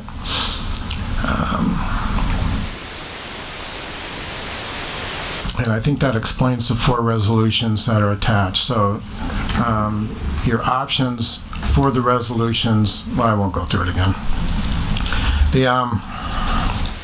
So with that, I apologize. It's a lot of information, but I will stop talking and answer any questions. The applicants are in the audience and have requested an opportunity to address the City Council. Does council have any questions for Steve? Steve? Or Greg? Thanks, Kevin. I have a multitude of questions, but I'm going to limit it for a little bit. We had received at least one, maybe a couple of emails on notification of the neighborhood meeting. Your staff report says surrounding owners within a 300-foot radius were notified. Our code is a 300-foot radius and up to, we want to include 25 property owners. Correct. So was it just a 300-foot radius, or were up 25 property owners, adjacent property owners notified? It went up to 25, so it went beyond 300. Okay.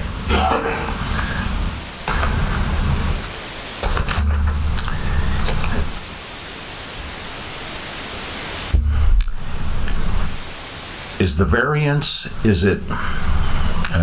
my question on this is it on or off? That originally in the report, the variance was denied, well, the project was denied. Correct. And then we're looking, or being asked to review this variance, and then secondary architectural drawings are presented okay, that, am I safe in my assumption that those drawings were never presented back to planning?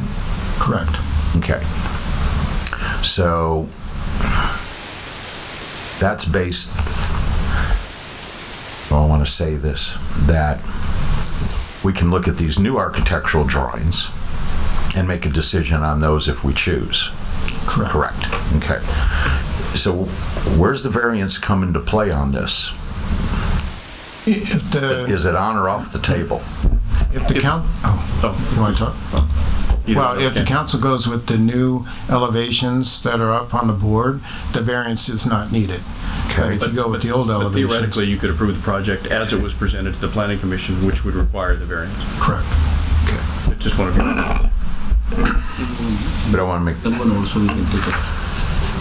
that. Yeah, that's. But we've gone all now ever since like Project Review Board. The original design was firm with the applicant. This is what we want. That's what was presented to planning. Correct. Then all the way up to this last review. Up until after it was denied, then staff received the what they were hoping would meet the Western design criteria better than what the original. All right. Then on your parking, I have a little question on that. That you have a note that in your research and staff's research for a general meeting area with no fixed seats. Okay. To me, that's more the applicant to make the case of how many people with an assembly rating. And when we were talking earlier about hotels and hotel parking, that in that same code section 18.38, it says that when there are no fixed seats and it's like bench seating, you assume 18 inches per individual. And did that come into your equation on the assembly area?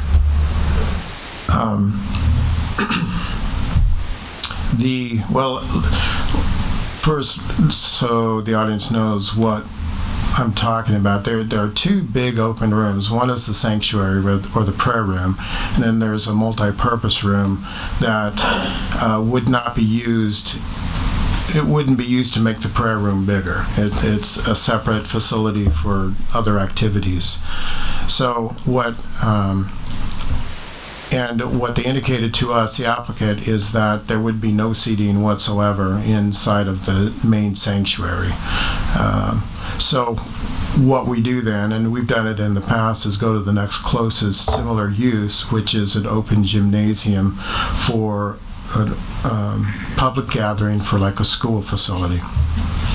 And in that situation, the parking requirement is one space per 35 square feet. Okay, but see, I see a conflict in that because that same code that tells you that says when there are no fixed seats, you assume 18 inches. For a bench, but they're not going to have benches either. Take the bench away, it's 18 inches. Whether you sit on a bench or the floor, that code says assume 18 inches.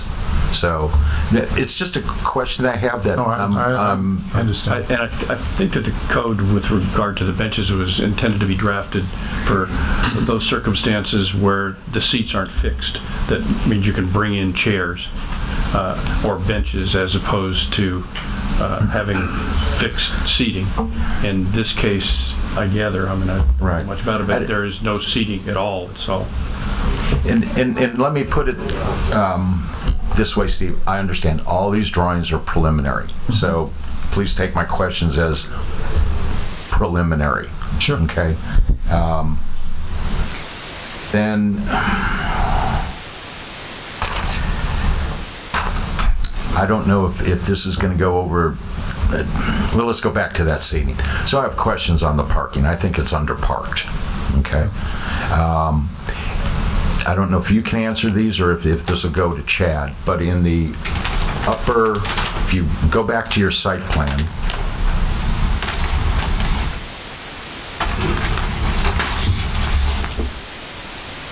go up into that. Can I give you a complaint? Sure. Okay. In our conditions of approval, we call out a specific size of drawing to be submitted. And I notice everybody, you give me a couple more of these and I can wallpaper my hallway, okay? I just can't.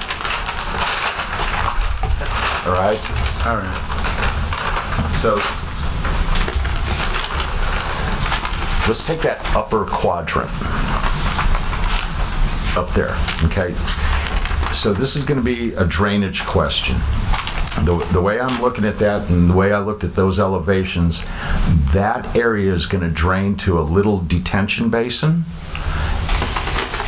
And then if that basin fills, it's going to drain into the adjoining property.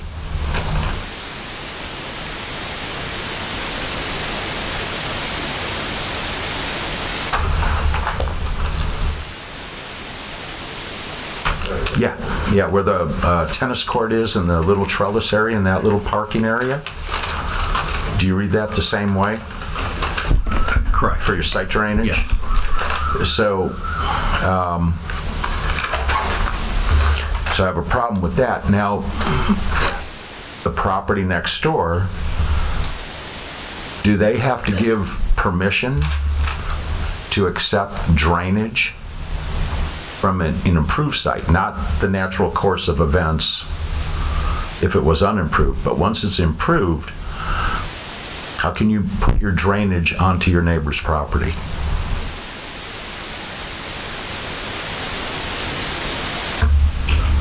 And does that make sense how I'm trying to ask that, Chad? Yeah, I mean, cross drainage is common throughout the city as far as the natural flow, from the hillside, it naturally goes there. So it's right, a question if it's unimproved. It's unimproved. Right. There is still an allowance to have drainage even from an approved property flow off your property and cross drain through. We'd have to look at it to verify, what type of improvements have to be done to effectively allow that water to drain through the properties. Again, not seeing exactly where the properties are here. It's hard for me to judge, is there a property there or not, or next door to it, and how we would accomplish that. Well, there is a property next door to it. Yeah, unfortunately it's not showing what that is. So we would have to look at that to verify the proper methodology to, again, the intent is per code is to try to keep on-site from this area contained in this retention basin. Correct. And then if there's overflow, it will naturally have a mechanism to go across drain, which it can't happen certainly with any properties. Whether or not you need permission from the property owner, I don't have that answer. All right.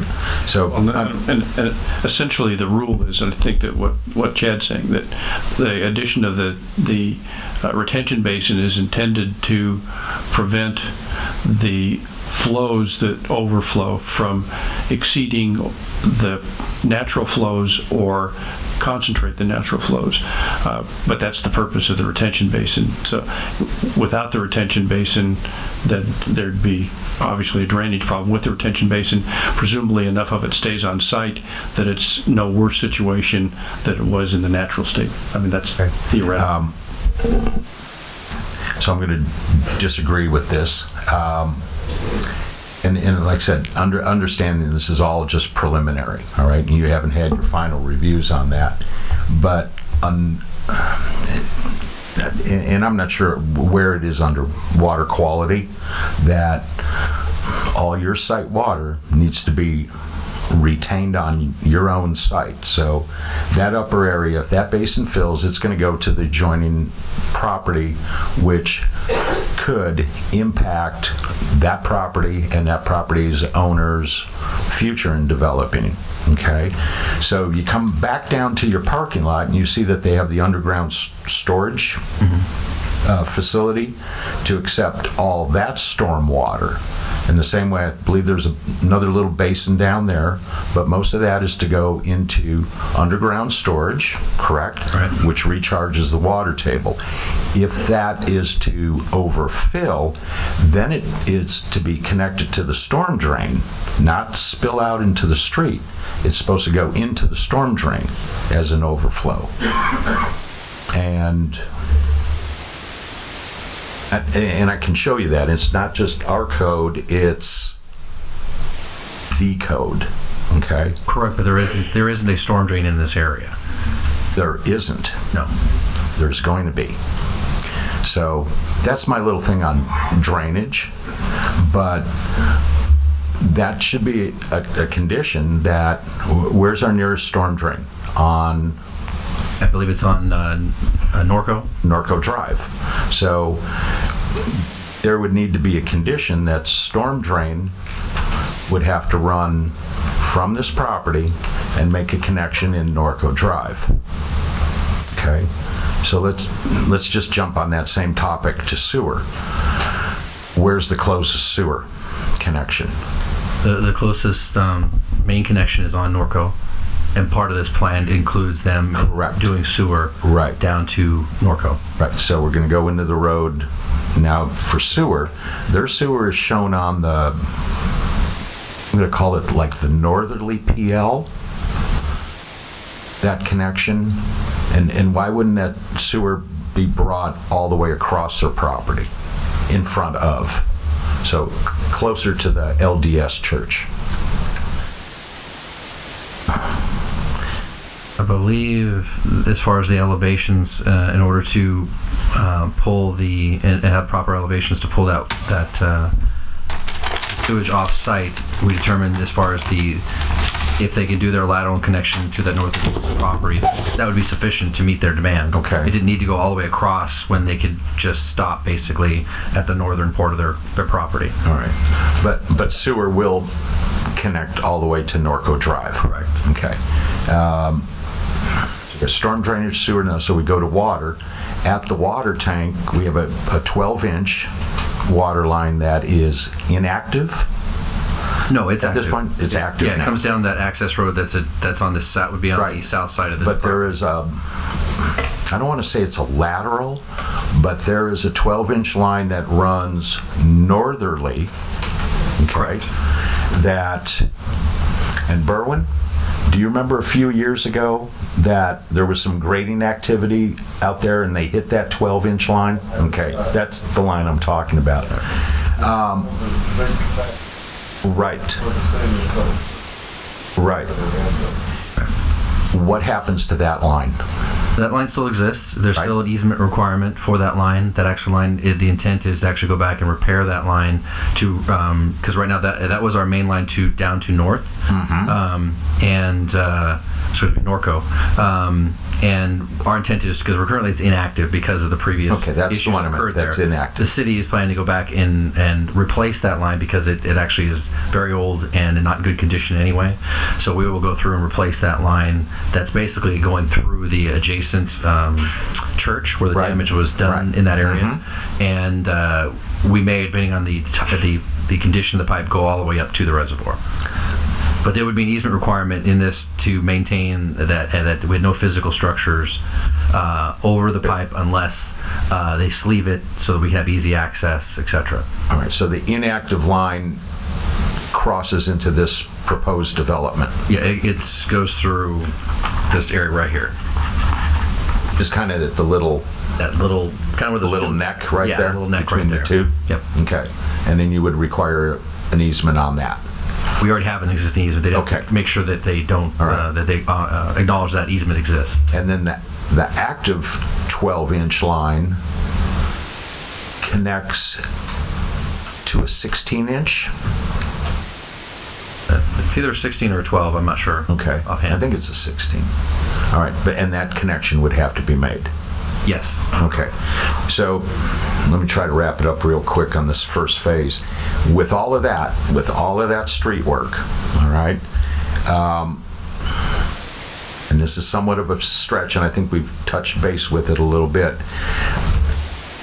you can condition to center line a street for all street improvements.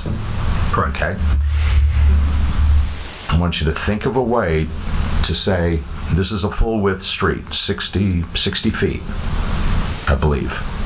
And that's the ultimate design's intent. Yes. Ultimate design, right. And then you had mentioned like off-street parking. Okay, so you're going to tear this whole road up.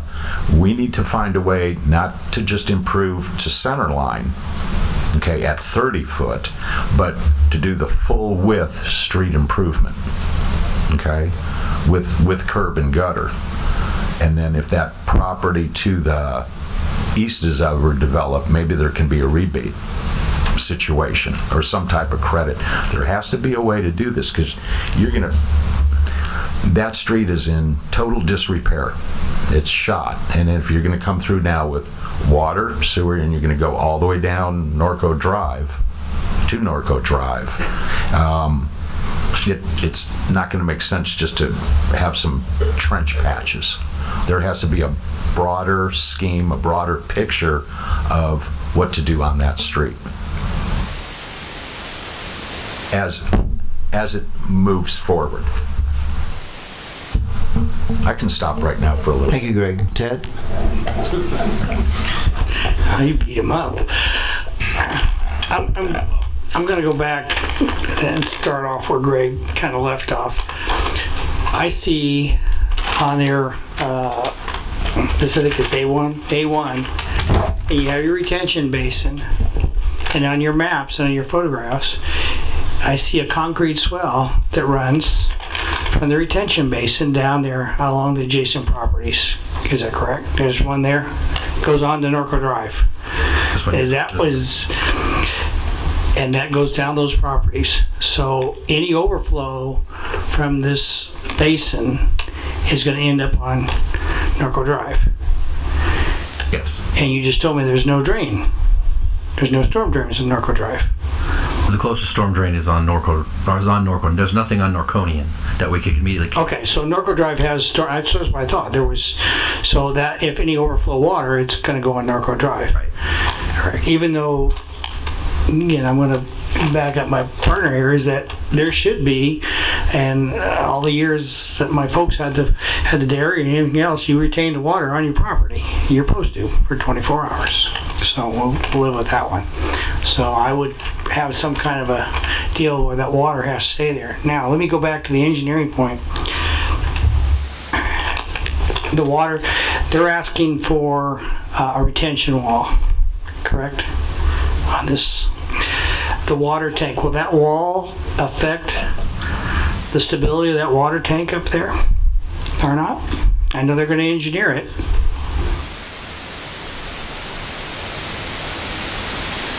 Right.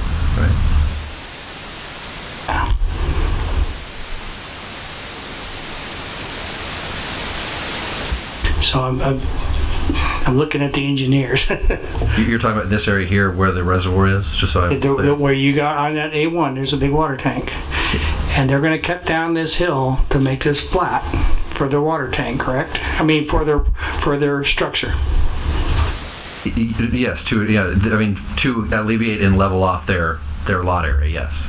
Okay, so my concern is the safety of this water tank if they're going to cut this hill down, and that, because we're taking the slope and changing it, and now we're creating even more runoff. That, as far as I'm being candid, I am not familiar with the retaining wall, whether it's its size or whether it was an issue that Sam, our engineer, identified as being a concern. So I'd have to provide more information on that later. Okay, I'm just looking at this as a whole thing. Okay, so, and that would be my concern, is the safety of an existing structure up above that, if you're doing any grading below it. I don't think, based off the drawings, there's a retaining wall where the main sanctuary is adjacent to our residence. So that the tank sits, and according to your deal here, your tank sits around 830, 835 elevation.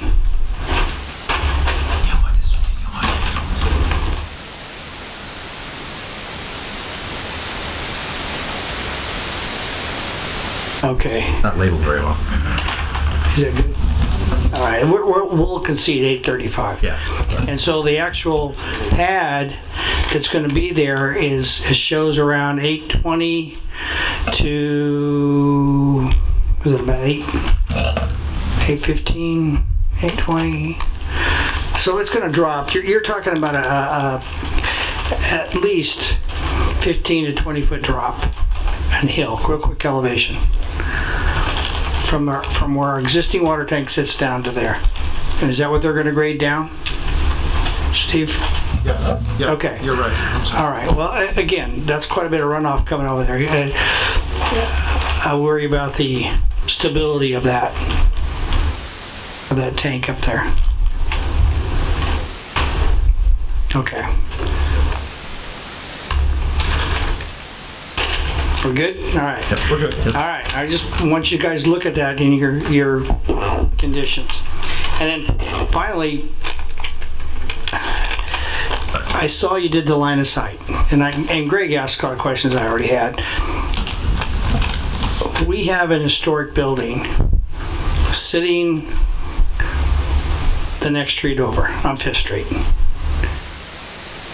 The elevation of this structure, this is probably going to be one of the higher structures on that hill. And Kevin, you probably know better than I do. How much is that going to impact the visual view of the Lake Narconian Hotel as far as historic value? Have you guys looked at that? The view from that. We pick on the Navy all the time for their view, even though it's adjacent property. We picked on the view of the buildings that are right behind the DMV on the Town and Country. Yet this thing is going to be in view, looking at from the Lake Narconian Hotel, looking north. That did come up in discussions. The applicants had hoped to get approval of the original elevation. The impact of the visibility of this site from the Lake Narconian Hotel site,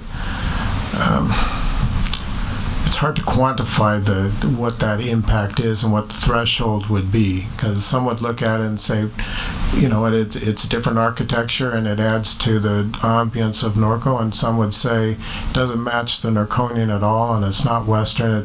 There's no way to quantify what that impact is, because we don't have any kind of established threshold to say that this is bad or this is good. Because there's a lot around the Narconian that doesn't reflect the Narconian architecture. So, but no one ever took into aspect. I mean, did we talk to Bill Workman at all? No, to my knowledge, he's not looked at this project. Okay, it might be something we may want to consider. And then I guess the final.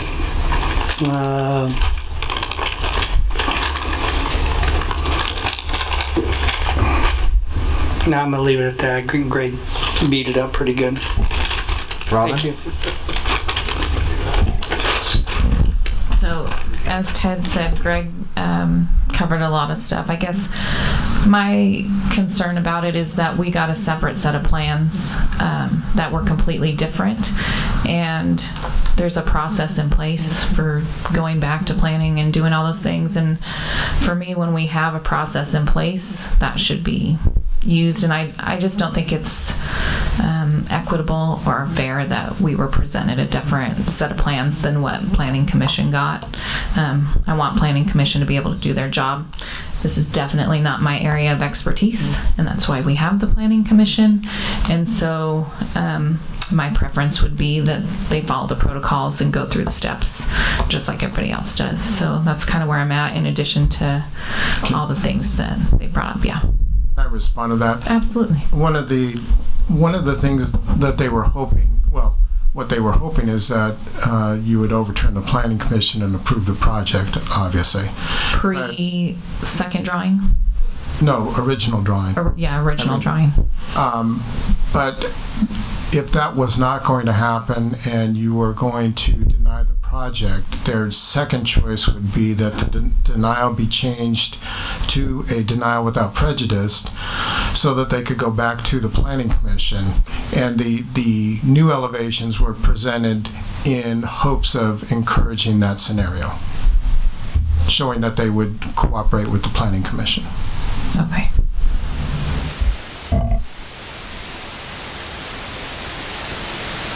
Yeah, and I guess just one additional comment. Absent the additional drawings, there wouldn't have been any basis upon which you'd send something back to the Planning Commission, because there was no indication there would be anything new. Oh, yeah, microphone.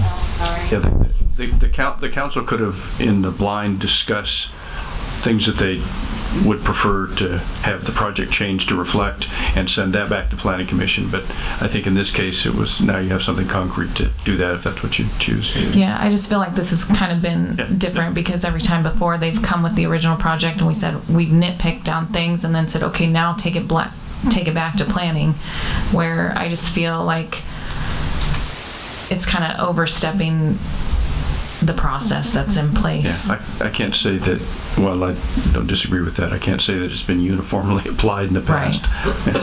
Yeah, welcome to Norco. Berwin?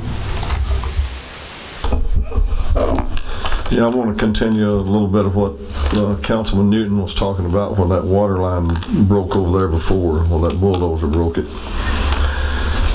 That wreaked a lot of havoc on the neighborhood over there off of Norco Drive, because it went for about 4 blocks, wasn't it, Greg, that there was at least 6 inches of mud in the Norco Drive besides Alhambra and all of that.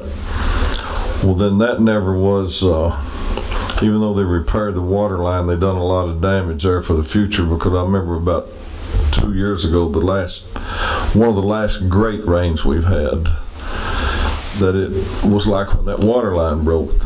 Wasn't quite as much mud, but there was a whole lot of it came across there and went down Norconian and back on Alhambra and those little side streets, probably 2 or 3 inches there, running up on the curbs and stuff. And with these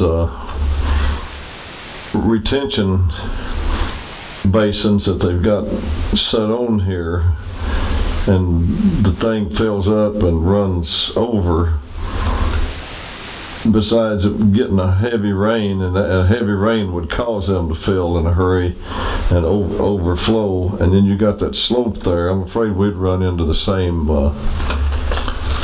problem there. We'd be damaging the people that's been living over there for 25 or 30 years with this. And one question, Steve, that I don't understand is, why are they raising this so far above the street? The applicant would, I don't want to speak for them, but in order to get the amount of grading involved, the further down you go, the more grading it requires, and the more expensive it gets. So what I'm assuming, and I'll let them answer better for themselves, is that they figured out how far down they had to go for the pad to accommodate the size of the building, and then stopped there and accommodated the rest of what would be needed with the height of the retaining walls, and leaving it 20 feet above the height of Norconian Drive. So I'm assuming it was to reduce the amount of grading and the overall cost of the structure. But when you elevate a project, then you are causing a lot of runoff and drainage problems. We all know that water runs downhill. Certainly, when you most places it does anyway. When you flatten out the pad, it definitely increases the impervious surface, and that's the runoff that's got to be accommodated on site, and to the point that, like the city attorney spoke about before, when it exceeds the on-site, when it starts going off-site, it can't be in a greater capacity or a higher speed than it was before the project was developed. So there's got to be a lot of on-site retention to let it percolate into the soil. Right, and if if this is not raised up 20 feet, 20 feet's a pretty good step up above the street.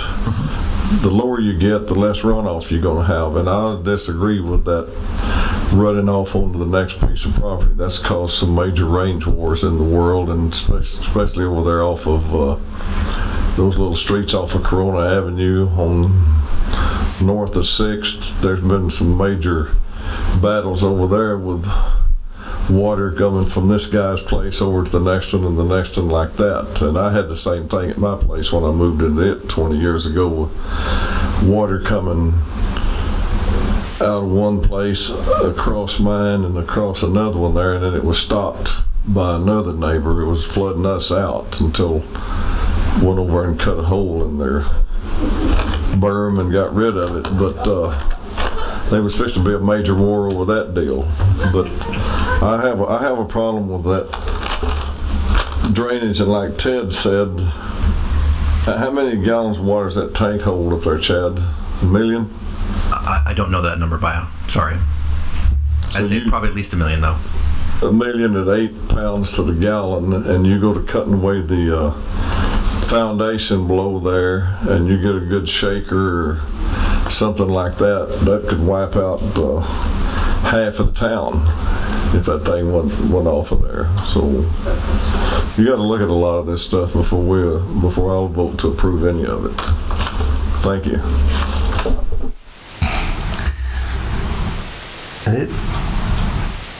Thanks. I just have some questions before we open public comments. One, so 25 feet sitting on top of 20 feet? So it'll be 40. The Norconian, by the way, just for the record, is 62 feet high. 35. No, the Norconian, so it'll be 35. Oh yeah, 35. It's at 25 on top of 20. It's right. 35 on top of 20. So it's almost as high, but on a higher elevation. And you've been working with them for 2 years on this? Yeah, it's been a while. Then the other question I have is, I'm curious, did they bring up the alternative? Because as I looked at Planning Commission, they actually seem to trying to steer them to a lower height. They tried to steer them to a more western. That's true? Yeah. Well, let me back up. What the Planning Commission, they were trying to figure out how they could approve the project with conditions, and ultimately, hopefully I'm not. So they were.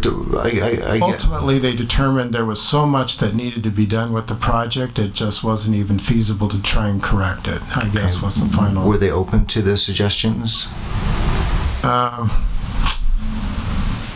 At the meeting, I would say they're behind you, shaking their heads no. So I have the answer. All right, that's okay. Good. And then, was there any? Did the Historic Commission, that tank is built in 1957? It brought Norco into the modern world. That was our first, other than the ones built by the Navy. That's what took us away from open reservoirs. Did that go before the Historic Commission? Was that mentioned? It's 50 years old, built in 57 or 59, I can't remember, but it would have to come under our own code, but also would have to come under CEQA, the Historic Preservation Code. Was that discussed? It did not go to the historic. But was it discussed, the fact that there should have been a CEQA review on that? At least the historic aspects of that. Well, the project site is under 5 acres, so by CEQA rules it's exempt. But wouldn't it have to go under the historic end of that? Because it's a structure, we do have a code now, anything over 50 years old, that's the criteria we use. It's just something, I'm just curious if that was discussed, because again, I'm not saying save it or not save it. The point is, that is what we went from open reservoirs to, that was the first Norco-produced community services district reservoir built in the city of Norco, fully enclosed. So I just think that there should be some care taken to that. The other thing too, just to Ted's point, and it's not a question, this is really for questions, and I have others. I want to, just so people understand that the Norconian isn't just the Norconian. The Navy came through and built 700 acres of a very specific Spanish colonial style building with tile roofs designed by one of the greatest architects that ever lived. And that, I think, a little bit needs to be respected. That's a building that if you stand in Eastvale, you look across the river and it's incredible to look at it, with the Norconian on the hill, and then you have that huge annex coming down the hill. That's all I have right now. So what I'm going to do, if the council doesn't mind, I want to open the public hearing. But before I do that, I'm going to open public hearing, and I want to get comments by the applicant first. So, the applicant? Who's the applicant? There you go. Welcome. You know what? You can both be the applicant. All right. Yes. Good evening. Good evening. My name is Sam Akbarpur. I'm with SAIC Engineers. I'm the engineer on this project, 400 South Ramona, Corona, California. Actually, I was so anxious to get here and relieve myself and answer some of the questions you guys have. As you know, we went through the Planning Commission, and a lot of residents show up here, and we heard their concern. And the only thing I was disappointed, really, we were not given the opportunity to have a dialogue, to come back, the project to be continue, we come back like what we did right now. We had all the answer for the people, they were concerned here. I mean, they wanted different architectural, so we were willing to do that. But we were really surprised not to be shut down and not have the opportunity to come back and present what we have presented right now. So, excuse me, sir, just one moment. Sure.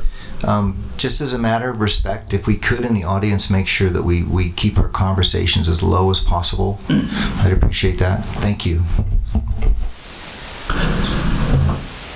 As I said, really a lot of residents that they talk at that night, and then we wanted to have the dialogue to answer their question, to implement whatever they wanted, their concern they had. But unfortunately, the opportunity was taken away. We didn't have the opportunity for the project to be continued. We come back. So, as you see the new plan in front of you, we took some of their concern and implemented on the new project. They wanted some Western element architectural. We did, propose a new project. They wanted the height of the tower to be minimized. We minimized it below the 35, which is allowance height. I mean, we could work with this. I mean, I've been doing this for 30, 40 years now. I've been so many of this planning commission, city council. I never seen not any project to get approved without having a dialogue. Unfortunately, that half of this, the puzzle was taken away. We didn't have a chance to establish that dialogue, see what the residents want, what the planning commission wants, what the city staff. We've been working with the city staff for 2 years over this project. I mean, this is not an easy site. It's really very complicated. We worked for 2 years with so many site plans until we could accomplish or design which is in front of you. Now I'm going to go over some of the concerns one of the councilmen had. First, it was a parking. I mean, this site is really designed even though with additional 5 or 6 parking. And the other concern you have regarding how the people sit down at 18 square feet. I mean, this is a cultural center. Obviously, they're gonna sit down on the floor. And then actually, really, I did present this one here from the Planning Commission. I went and sat down here, how these people sit down. And if you sit down here, you take 7 to 8 square feet. A chair would take 18. Actually, if you put chair, you can sit more people in a room than sitting on the floor, which it takes about 6 or 7 square feet. So that minimizes that. And if you had a concern about Norconian, what we can do, suggest no parking sign. It would be posted on Norconian. The other concern you had, the improvement of Norconian. Right now, really, you can't even drive through that street. There's so many potholes. I mean, I think everybody goes different route. So we are willing to improve that street, half plus 10, and also I've been talking personally to Laura now that for the sewer improvement, we're gonna come all the way to Norco. We can somehow work out, something to improve the entire Norconian all the way to Norco. I mean, this is all the benefit this project is going to bring here. Right now, I mean, it blends with the neighborhood. I mean, there are church north on the south and east, and this piece of raw land, which really, even though you probably have your somebody go do weed abatement, plus this really nice project. And as you come in Norconian, the 20 feet is all landscape. I mean, nicely, it's going to be a slope, gentle slope, and the retaining wall varies from 2 feet to 4 feet only. And then the slope would be gentle, landscape with the drought, drought tolerance, all of that, and would be nice. And then if really driving through Norconian, you're not going to be seeing any of this building at all. Now the main concern you had regarding drainage. I'm the civil engineer, and I've been doing this for many years. These are the water quality. So we know the water goes downstream. Water doesn't go upstream. Right now, the existing church between this site and Norco has no drainage course at all. So when the rain comes, the water crosses Norconian, goes through our site, and then goes through the church. It flood all their playground equipments. Actually, we met with them several times. We even just suggested, even though I drew some sketch for them, how we can improve their site with a ditch or something to minimize this drainage in the future. And now, as a result of the development of this project, our site right now currently drains to that site. But once we develop this one here, first of all, the water quality is going to retain the drainage and then release it in 24 hours. So it would improve the condition as of the pre-development. So on all of these two basins, one the upper pad, one the lower, we can divert the flow. Actually, the upper one is a smaller basin, and there is a concrete ditch right there at the corner of the property, which currently the drainage goes there. So once we develop this one here and we have the basin, the water will be retained for 24 hours, then it would be released. So if they have any impact right now as a pre-development condition, there would be no problem on impact on a post-development condition. As far as the storm drain you mentioned, honestly, yeah, there is no storm drain on Norconian, and what we're proposing here is going to improve the condition. If the city suggests anything or they have something, we can work out. But what we're doing with development of this, proposing those basins, is improving the drainage condition and minimize any drainage impact on the church. Sewer limit, you mentioned it, I know we are bringing the sewer from Norco, and as a result of that, as I've been talking to Laura, now we're going to work out an agreement to improve the entire Norconian. And the water line you mentioned, really, I talked to Norco, the water at 12 inch, I was told it has been abandoned. And if that has to be reinstated or something, we can work out again.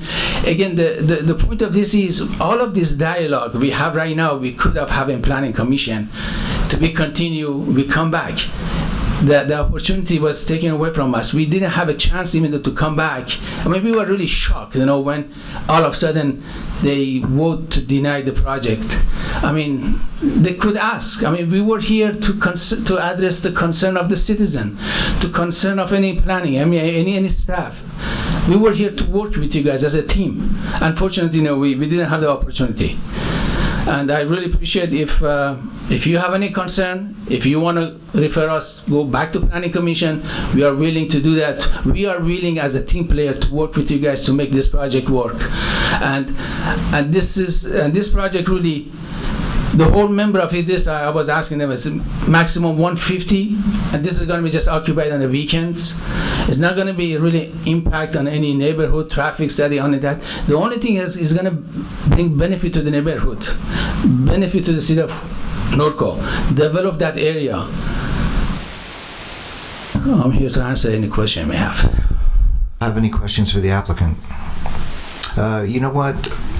That's your comments. What we're going to do is, do you want to speak, sir, as the applicant also? Do you have something to say? Why don't you come on up, and then we're going to hear the cards, and then the council will be asking questions of you two gentlemen, okay? Sure.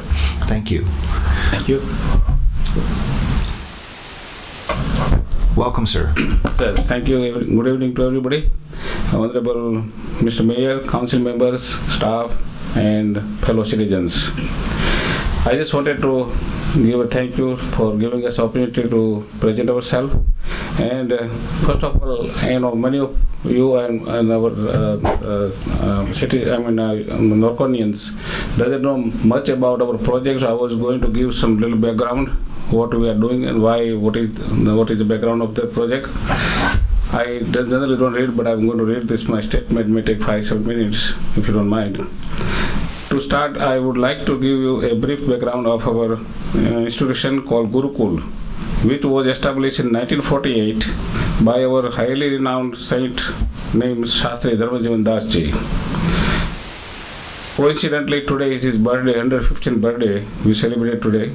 His aim was very simple. He wanted to amiable cultural and moral values in children in conjunction with modern education. He wanted to ensure that our children develop into a responsible and more moral citizens that will uphold their traditional cultural values. By definition, Gurukul means the place of the teacher. Literally, Guru means teacher and Kul means family. The Gurukul means more than just a school. It is not a traditional temple, but is a sort of a spiritual or a cultural school with uplifting the culture of the children's, adults, and seniors. It was a very humble beginning with 7 students in 1948. The tuition and the room and board was only 1 rupee per day, which equates to approximately 1 cent per day. This is still continues even today. 70 years after that establishment of this Gurukul in Rajkot, India, the institution was grown tremendously. Today we have 34 branches worldwide. There are 25 branches in India and 9 internationally, which are in United Kingdom, Canada, Australia, Dominican Republic. 5 of these institutes are right here in United States. One is in Texas, one in New Jersey, Illinois, Chicago, Illinois, Arizona, and the most recent what we are proposing is here in Norco, California. There are 22,000 students currently taking part in India. The international branches offer Saturday and Sunday school to the children. So far, approximately 150,000 students have passed through these institutions and have spread all over the world. 57 years ago, I was also a student of this institution, which was truly changed not only my life, but also the lives of my children and grandchildren. In America, this organization was started in 1975 and was spread all over the USA. All these years, we are using our residences as a gathering places. And now our group has grown such a level, we need to have bigger places. Particularly in large cities, it has become a vital to carry on our cultural heritage of to our kids, grandkids, and our future generations. First and foremost, our children and all of us today are United States citizens, and we predominantly identify ourselves as Americans. After all, we have lived in the country longer than we have in India. However, we do not want to forget the rich heritage and tradition of a Hindu culture. In order to pass this valuable trait, we want to establish this institute and create an environment to learning for our children and the next generation. We are vegetarians, most of them. We do not consume any alcohol or intoxicants. We believe that there is one God who manifests himself in different ways throughout the various religions. We respect all the religions. That is what teaching comes from our religion also. We are a peace-loving people and want to ensure that these core values are passed to our children. For the past 4 or 5 years, we have looked many different options within Southern California. we have selected Norco to be the home of our new institution. After much consideration, as you may know, we have purchased this land in November 2012 and have been diligently working with Norco Planning Department for the last 2 to 3 years. Thus far, we have received great cooperation from the Planning Department as we went through this preliminary plan reviews. Our project was approved by the Planning Department, but for some reason it was rejected by the Planning Commission, predominantly for the elevation for the building and height. We were told the building must have some western features and specific height restrictions.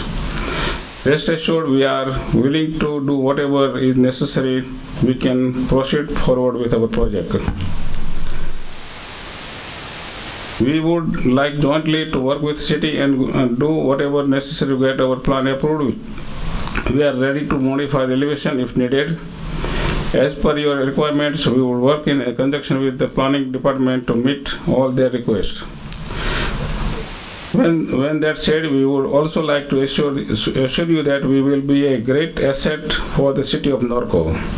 We are law-abiding citizens and great citizens of this great country. The vast majority of our congregation is in the medical field as doctors, dentists, or pharmacists. We have many engineers, lawyers, other professionals, and we also have numerous businesses around this community. Across the country, our centers attract many new businesses and professional practitioners. There are already 4 to 5 dental offices in Norco that have been started by our own community members. We understand that there is some resistance from the local residents. That is quite natural and it is understandable. In this day and age, everyone should rightfully to be cautious when we allow someone into our communities. No one likes changes, especially when the local residents may have little to no knowledge about our institution or our tradition and peaceful values of our strong commitment to our community. Since 1948, we have always positively contributed to the society. It is our very intent to support our local schools, other houses of ownership and worship, our first responders, law officials, and most importantly, our citizens. In our other centers, we have put together food drives, blood donation drives, medical camps, have provided a scholarship to the local schools, high schools. We intend on doing the same over here.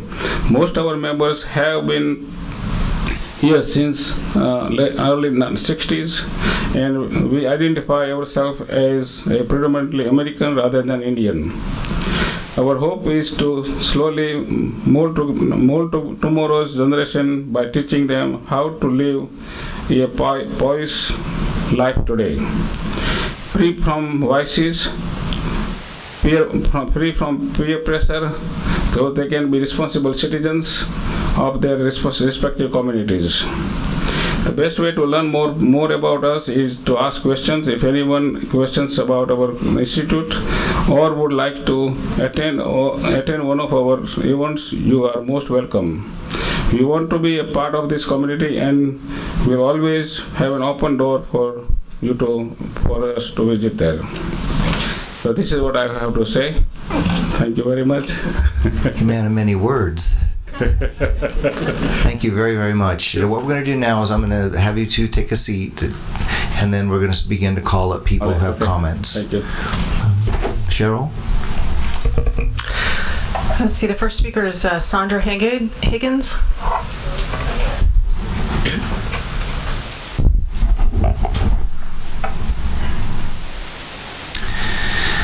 Howdy, Sandra. I knew I shouldn't have turned in my card first. Okay, thank you for allowing me to speak, Council and Mayor. A lot of my things I had written down with the new changes has kind kind of changed my thought process slightly, but I'm a resident of Norco. I'm speaking here tonight for one reason. I want to know why they chose this specific location, knowing Norco. How many of the people here own horses? I mean, this is a horse community, horse town, USA. Personally, I don't care what kind of building is built there on Norconian, right on that hill by the water tower. It could be a Crystal Cathedral. I wouldn't care. I don't care if it's Catholic, Jewish, whatever. It doesn't matter the religion. I just think a lot of people had convoluted it as because it is a particular religion. Has nothing to do with my opponent or my opposition to this. I think that a lot of the residents are concerned because they do not particularly fit the horse maintaining maintenance. Unfortunately, this has all been changed because... You're doing great. I'm sorry, it's my second time ever speaking in the... Perfect. I apologize. It's okay, you're doing great. One of the biggest things I'm also against is the residence. No other church is allowed to have a residence on that location, on their location, and they want a 4-bedroom location. They maybe have modified it, but they wanted a 4-person bedroom, 4-bedroom residence on that particular location, which I think is unacceptable. If it's not okay for others, why do they get special treatment because of their religion, I guess? I mean, I don't think that anyone particular should get a special treatment. It doesn't matter if you're religious or not religious. It shouldn't matter. So I could take my glasses off because I can't read it anyway because it's useless. I just want to let you all know that I'm very against the building itself. I think it's too large for such a small lot. I think I'm concerned with the water runoff. Water runoff that had happened with the water leak, that project was permitted, but for whatever reason, that water does flood. And if they have a building 20 feet above street level, just on Norconian, not including Norco, it's like 33 feet above Norco Drive, that water would totally obliterate, make it actually a worse situation. I think it's wrong to build it, so I'm against it. I appreciate your time. Thank you for your time. You did great. I'm so nervous. Thank you, sir. Holly Pennington. How many cards do we have? About 12, 15. Okay. So I will be kind of forced to keep you at 3 minutes, so. That's not going to be a problem for me. Okay. My name's Holly. I live on Norco Drive. Hi. I live right across the street from the Turning Point Church. After listening to all of your comments, I really just wanted to come up and say that I share all of the concerns that you've already voiced. It's kind of pointless for me to go over all of them again. And I find it kind of funny that they are saying they want to work with you when they were very adamant at the Planning Commission meeting. And I'm only bringing that up because I think it kind of shows, hopefully not a trend. Really all I have to say. Thank you. Thank you. Amy Labeda. Mr. Mayor and council members, thank you. Good evening. Thank you. I want to say the applicant put a lot of thought into what he had to say, and I appreciate that, and I think that's great that he had some dialogue.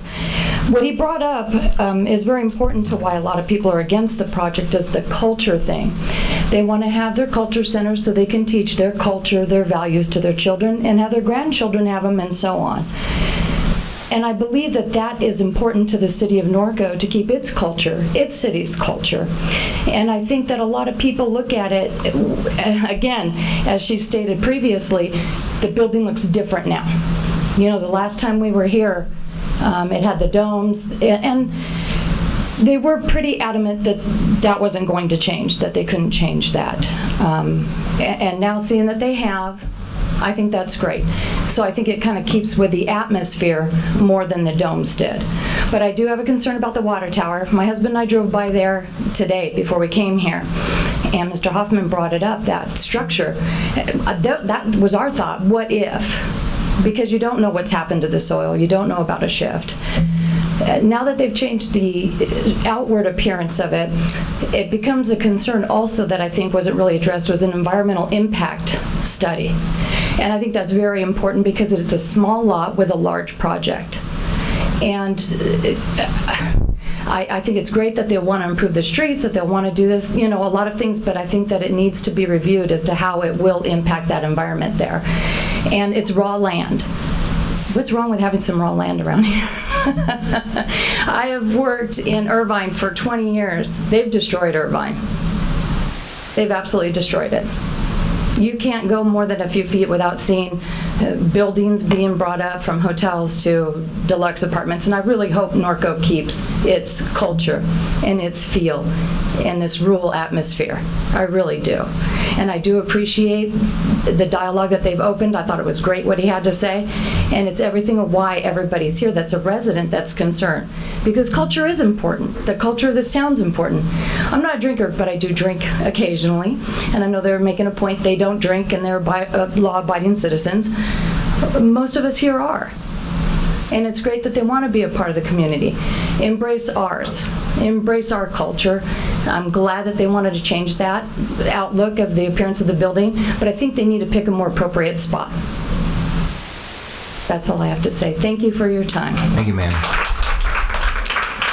Andrew Brown.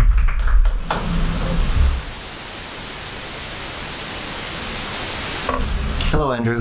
Hello. My name is Andrew Brown. I'm Mayor, committee members. Thank you for allowing me to speak today. I really appreciate it.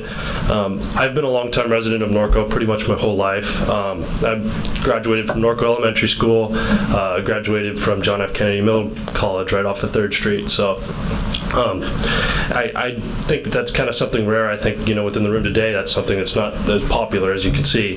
And I think because of that, I really have a good grasp of what Norco is and, what Norco has been. And today I'm just here to speak to you guys on what I know, which is that I live off of Norco Drive, right off of Alhambra Street, in the area that would be directly affected by this as far as traffic. I also go to Turning Point Church, formerly Church on the Hill. I went there when it was still Church on the Hill too. And as you guys know, that's just right across the street from this. So this is something that's going to directly impact me and my church. So I just wanted to speak today on the fact that, pretty much everything so far in this process has been very rushed, very pushed. It doesn't seem like there's been a lot of forethought and a lot of caring as to, all the different factors that are going on with this. It's, as you guys brought up, there's a hodgepodge of issues with this building, not just environmentally, not just historically, but just a multitude of factors. And I think because of that, it's something that the Planning Commission really did a good job of looking at, and I think that in concurring with them, you would really not only do them a service, but also do the potential builders here a service and giving them time to go back and seriously consider what they're trying to do here.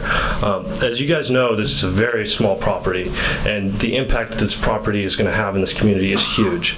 It's a mainly residential area, with the exception of a couple churches just on Norconian Drive, and those are not very large churches. They don't pull a lot of people and stuff. As you guys mentioned, there's a slight parking issue with Turning Point Church, but overall they don't pull a lot of people, a lot of traffic, a lot of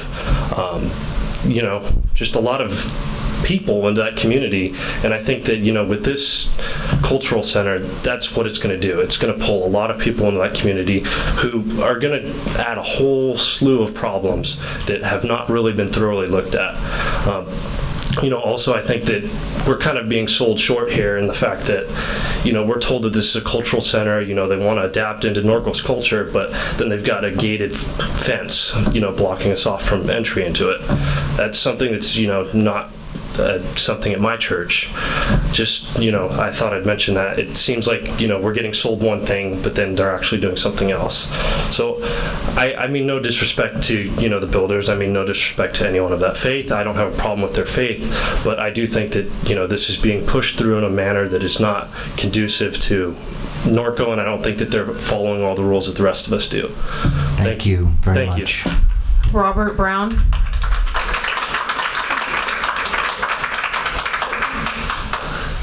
Good evening, Mr. Mayor. Good evening, council members. I thank you for your service to our city and to our country and to our state. I just had a few concerns about the traffic survey. I was here with the last planning meeting with the building and planning service. They did a wonderful job, and they did give them an opportunity to talk a little bit. Maybe they thought they didn't, but I was here and I saw it, and there was a dialogue, and they were very adamant about refusing the temple size. It was part of their religion to have the highest temple. 45 feet was pretty mandated by it, and they were not flexible at all on that. And it's nice to know that they are trying to meet us halfway.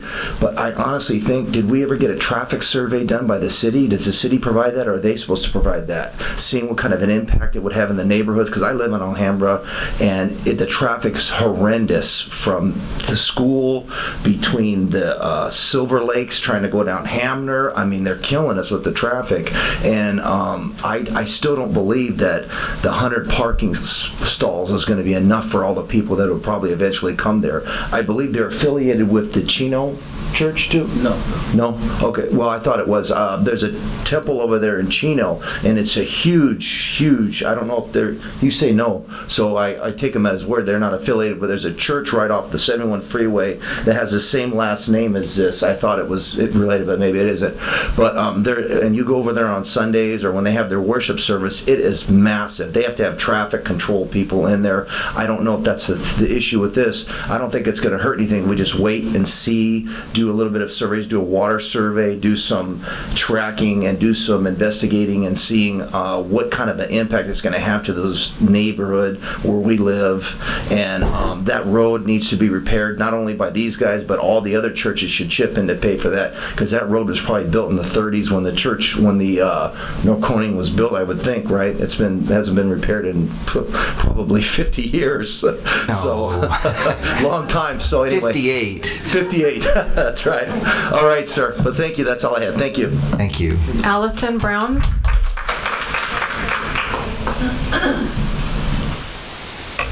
Thank you, Mayor. Good evening. Council.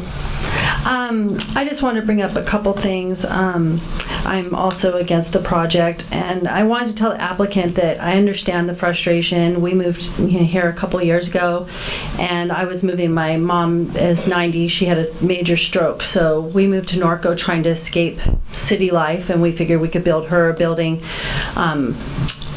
Grandma unit so that I could take care of her, and I had to go through much work. My grandma unit got approved, and then it was going to cost thousands and thousands of dollars to move it back off after 6 months after she passed, so we had to go through a whole nother thing and add on.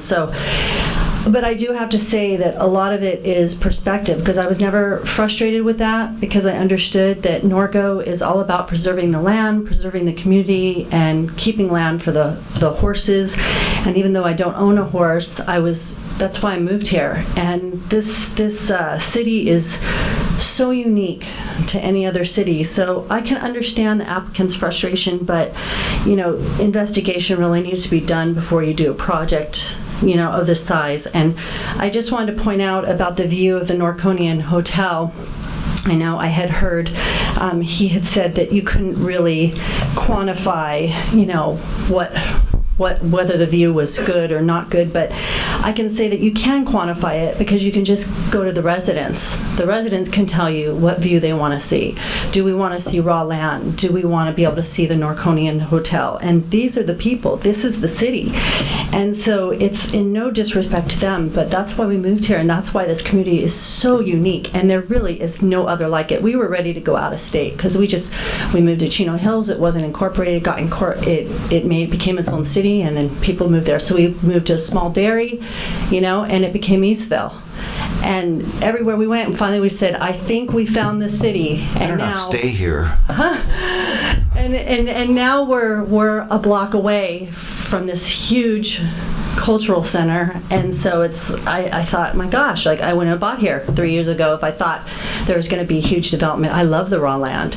So, and it's not just me. I mean, that's why there's such a turnout here, because that's what Norconians love. I know at the Norco High School, my son played football there, and they were playing against Corona, and they were saying, chanting and saying to the Norco kids, we have sidewalks, we have sidewalks. And the Norco kids were laughing, because to us, that's the beauty of the city. When I bring people here, I say, look, we don't have sidewalks. How cool is that? So I just wanted to say that, I applaud you. I know it's difficult with new developments to, be steadfast in what the Norconian residents want here. And I know you're trying to balance a lot. So thank you for considering everything that the residents have to say. Thank you, ma'am. Linda Dixon.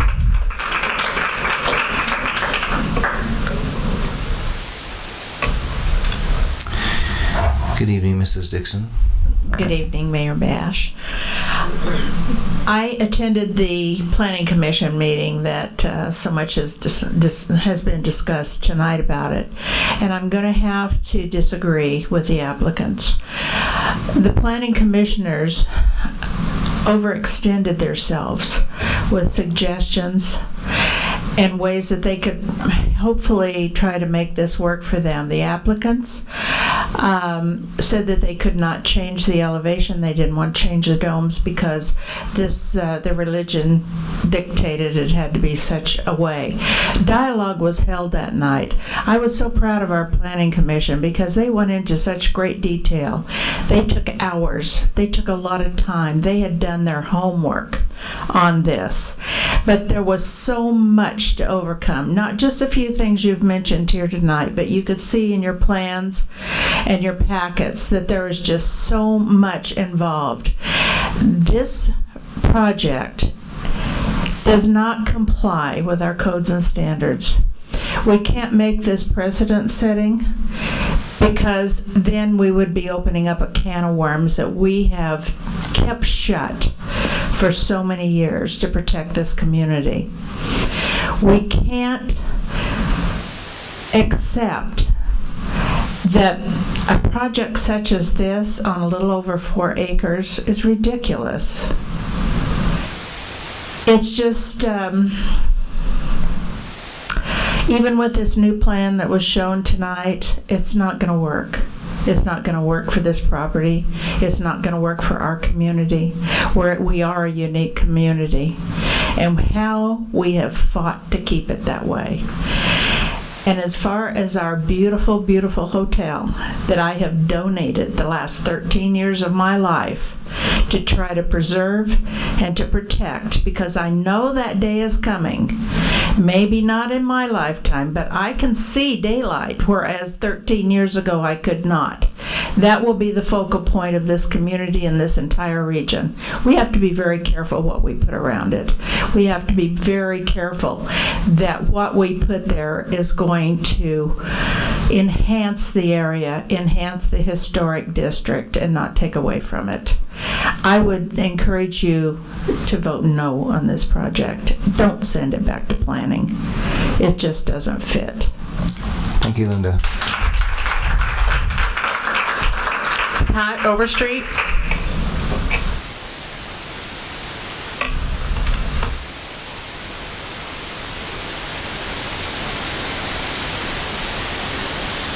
Good evening, Pat. Hello again, Mr. Mayor and City Council. Well, this very nice group of people wanting to preserve their culture and practice their religious beliefs is certainly commendable. But perhaps they should find a more appropriate piece of property for this ambitious project. I know the zoning is A120.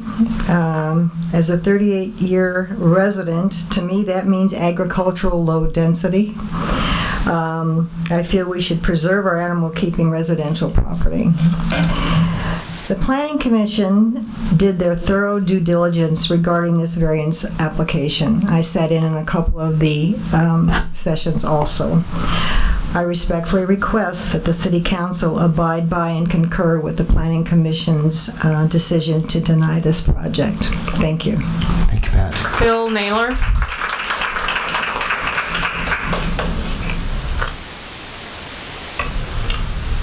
Hi, Bill. Hi, Council and Mayor. Just real quickly, I want to concur with all the speakers that have spoken this evening from the community. I did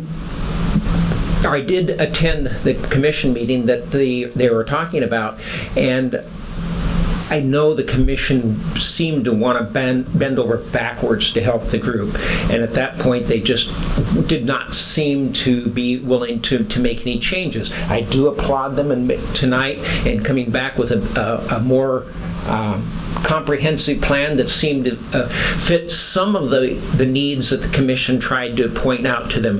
But again, I'm going to recommend that you deny their request and uphold the Planning Commission's report. Thank you. Thank you, Bill. Dave Vadodaria. Good evening, sir. Good evening, Honorable Mayor, City Council. I'm a current resident of Anaheim, and I have served the City of Anaheim as a Park and Rec Commissioner. I understand your concerns, the concerns of the local residents. This center will not only bond the two communities, it will enhance and it will promote Norco in a way that we can give youth a new vision of cultures, exchange ideas, and help each other in the community. So I would suggest that you give it a thought and give it a good decision to have Norco build this community over here. Thank you. Thank you, sir. Thank you for your service. Brett and Savannah Mongrolia. 2 for 1. Yeah, at the same time. Actually, is it 3 for 1? 3 for 1. Holy tamale, guacamole. Congratulations. Good evening, Honorable Mayor, City Council members, and citizens of Norco. Thank you for having us speak to you tonight. We'll keep it brief. I know it's getting late. We wanted to come and speak about the support in building the community center and having the commission, Planning Commission, give us another chance to review the drawings. I know that the project seems a little bit of a scale that's not maybe the size that the city wants to take on or the citizens wish to approve, but we believe that this is something that will enhance the community by bringing people of youth and other citizens to be aware of what we can bring in terms of doing blood drives and helping those that are in need.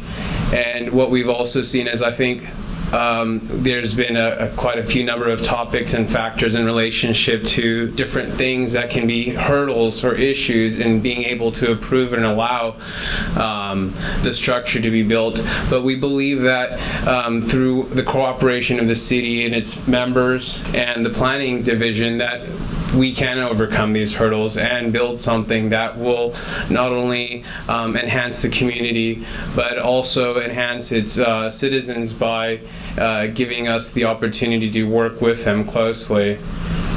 And we also wanted to be open to any questions that they might have so that we could address them and create, as it's been said before, an open dialogue of communication, so that it would be easier for us to overcome the hurdles that have been caused by a significant number of issues that it looks like is plaguing the project, which shouldn't be. I mean, going back through other city items that had been approved, for different ordinances, it looks like Norco is a city that's very willing and open to allow different type of ordinance changes to allow construction and moving forward of different structures in the environment. So, were there any kind of questions at the city council?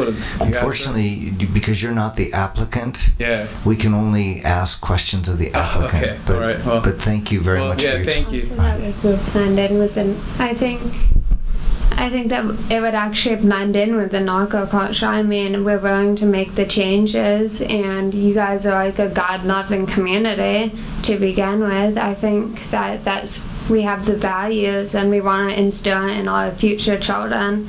and make the changes needed to get this project going. Yeah, we don't want this to be a hurdle. We want to change. You know, even I believe that there may have been some issues with the citizens of Norco and the building of the project. But you know that we are very willing and open to change, and we hope that you approve it with prejudice to move forward. Thank you, sir. Thank you very much. Ashok Patel. Good evening. Good evening, Mr. Mayor and council members. Actually, I'm Ashok Patel. I live in Tustin, Orange County, but I have been associated with this organization for more than 40 years, so I know very well. I'm pretty much a product of this organization.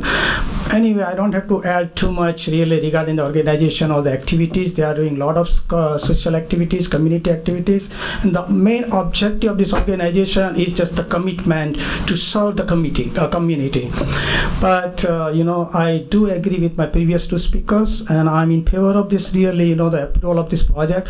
I heard a lot of concerns from the citizens and you know, the neighborhoods. However, really, you know, we are very, very flexible and to work with you know, all the city planners and the members of the city, and we would like to really, you know, add to the, you know, the value of the city, and definitely really, you know, it will add, you know, attract the more businesses in this community. Thank you very much, sir. Thank you, sir. Daniela Segovia. Are you related to the guitar player, Segovia? My husband, who recently passed away, was related to Andres Segovia and the family in Spain. I think it was like 2 generations back. My name is Danielle Segovia, and I've been a resident of Norco since, I think, late 89, first of 90. We moved out here for our horses and because my husband changed medical centers. The culture here when we moved in was more equine. A lot of us were campaigning our horses, and it just was a different environment. The part that I'm mostly concerned with is where that property is located. How I would love to have something like that and picture my horses there. It's, I don't know if an environmental impact report has been done. You mentioned the water problem. As most of us as residents of Norco, some people have been blessed. We've had our battles. When you have water runoff, where your neighbor's water comes into yours, and then you build a wall, and then somebody else has that happen, you're talking about a lot of property on there that you're going to have water runoff. You're going to have flooding. You're going to have a lot of activity on that road that I'm not sure that the streets can actually hold. And yes, they did grant that they would go and taking care of the potholes, that they would take care of the sewage, they would do a lot of this upgrading. But I'm not really sure that it's something that's conducive to Norco. We have many different religions within our city. So it's not a religious piece that I'm disagreeing with. I mean, they have their culture, we have our culture. Enculturation is a fantastic thing. That's what Norco in the United States has been built upon. But it's not conducive for Norco. And another part would be, I mean, oh, how I miss the K-Rat. The K-Rat just kept all the building from getting us over off of First Street. I don't know, maybe there's something over there that could block major building. But you mentioned, one of the things that was dear to my husband's heart was someday being able to go to the Norconian Hotel, someday that it would be open, how he couldn't wait. He didn't live to see that. But I'm hoping that our son and others in the city will be able to have that. Do you really want to be there looking out and you're going to see the temple, the view?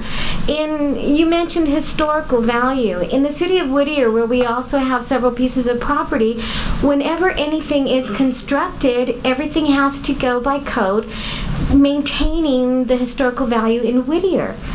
We need to maintain Norco.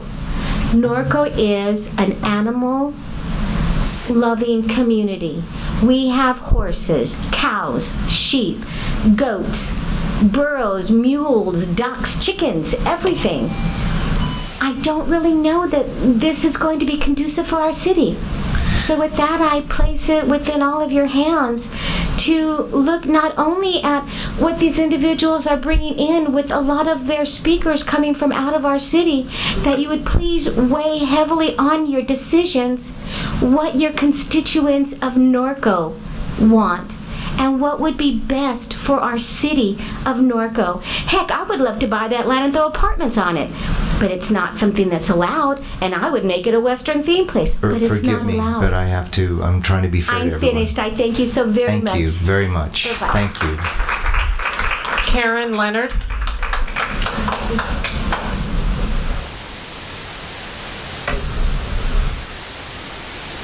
Hi, Karen. Hello. Good evening. I'm going to try and make this really, really brief. At the Planning Commission, it was very apparent that they were not willing to compromise. We would have to compromise to accept their building. Obviously, they've been listening because they have made some changes here. I'm going to suggest that you send it back. If you don't deny it outright, they're listening. They know they have to make changes or it's not coming. I would suggest you send it back to planning. They're the ones with the expertise. They're the ones with the time to take a look at this type of project. Either do that or deny it outright. But I don't think that Norco, we say we're a horse town, but we've got a Lake Norconian, we've got Silver Lakes, we've got all different kinds of things. So we are a town that accepts a lot of different cultures. I'm not saying that this is going to be the right project for us, but I think at this point, this is an organization that is listening because we said no, because they didn't listen the first time. They're listening. So maybe we need to give them an opportunity to come back with something that's a little more acceptable, and we get some street improvements out of it.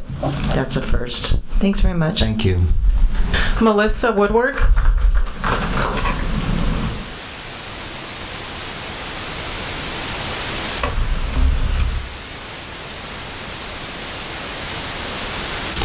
Hi, Melissa. Hi, good evening. Thank you for having letting me speak. I have a little concern, and I did live over on Bluff and Corridon for the best part of 10 years, and you know the water issue is a big deal. We're not talking about a little mud in the backyard. If that structurally doesn't work out and the well is even halfway full, we're talking about what, 400 million or 4 million gallons of water spilling into people's homes and residents. That's my one concern. It's a safety issue, and for that reason alone, I think it should be denied. But then also, not just the weekend traffic that we have from Silver Lakes and the other centers around there, but if it's a school and you've had children and dropping them off, that little residence really can't take the traffic. The streets are small, it's already a mess, and it's really not fair to the current residents. I know there's several churches there that have been there for several years, and we can't go, oh, hey, you have to leave because you're causing us traffic. But what we can do is we can put a cap on the amount of traffic we already have in that area and just say no. And I respect the applicants, and I think they're doing a great thing, and I believe that they believe that this is the right spot, but that doesn't make it right. And I ask that you deny it, and I thank you for this opportunity to speak to you guys. Have a good night. Thank you. Mayor, that concludes public comments. All right, bringing it back to,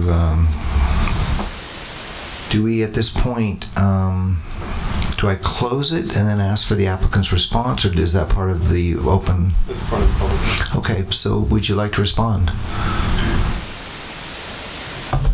Thank you. Actually, I'd like to answer some of their question. I just want to make clear for the record here, I never criticize the Planning Commission. I know they do hard work. They do their best for the development of the city and the citizen.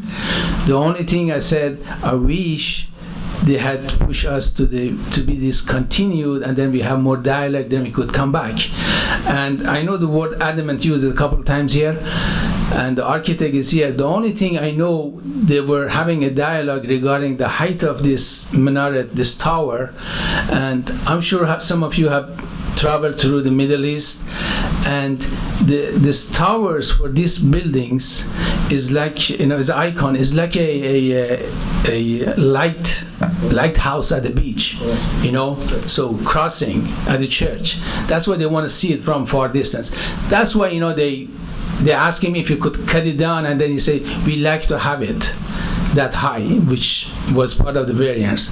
But if really at the end of the day, the night, they would say, okay, look, if you cut this one down, you change these, come back, that's why we are here. We could work together and make this work. We want to work with the residents. Now, the other concern they have about this reservoir, I'm a civil engineer, and I have a consultant with my soil engineer and this one here, and some of the engineers sitting here.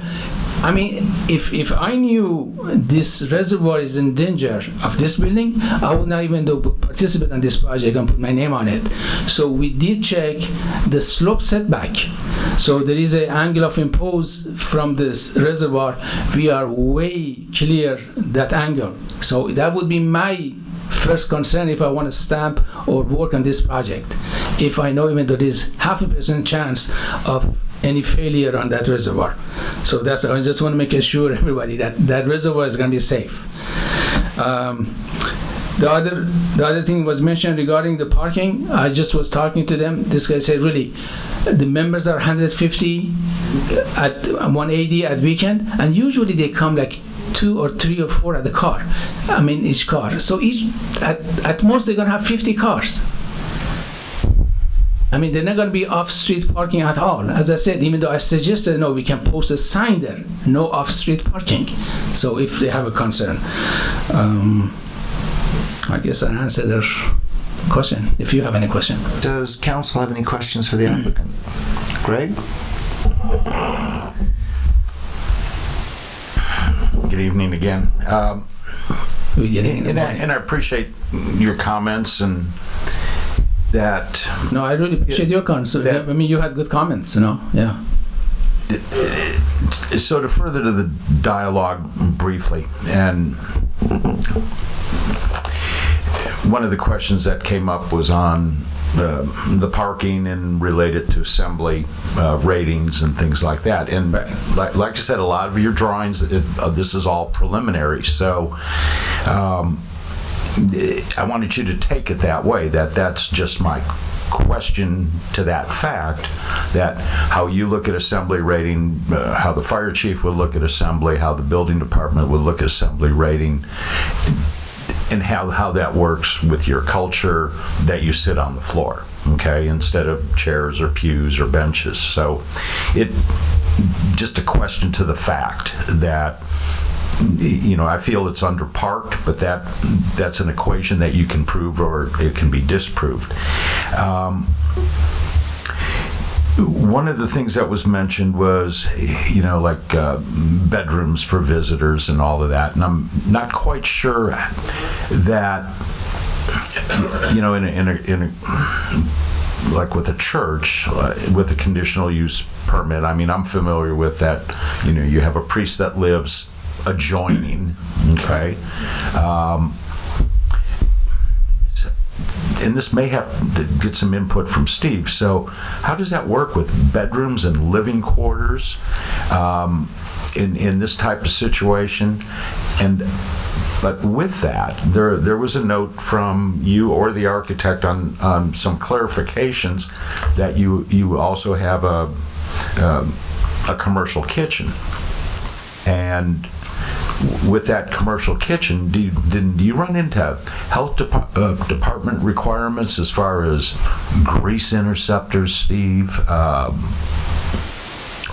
Where does this line go between commercial kitchen, bedrooms, living areas? I'm sorry. Well, it's a question kind of for both of you, because it's... Sure. How does that intertwine? How do you make that work? Well, from the land use perspective in the municipal code, There is provision to allow for on-site residences for churches, and they can be approved. I'm assuming that there is going to be required a grease interceptor for the commercial kitchen portion of it. It wasn't in the conditions of approval, though. No, and we can add it, but it would be required. Even if it is not specifically listed, because we've got those catch-all conditions in there that say you have to comply with fill in the blank department requirements. So at the building permit stage, they would require to do a grease interceptor. If I can add, the health department will be required to review that commercial kitchen, and they will require it as a condition. But I'm just trying to see if there's this nexus with bedrooms, living areas, commercial kitchen. Am I making too much of that? Or is there something I'm not seeing? No, that was my point also, really, regarding kitchen and your concern. No, that's why we say we could have a dialogue and then we implement all of this. Whatever concern you have, we address those. So we didn't get a chance. I said I wish we had given that chance to continue, and then we address all of this. I mean, you guys have more comments tonight or ask questions than really previous meeting we had. Well, let's back up to, and I'll try to make this quick, that one of the things I brought up was drainage. And one of my concerns is that upper area, I think not here, but I could certainly disagree with you on the detention basin, that I believe it should be brought into underground storage.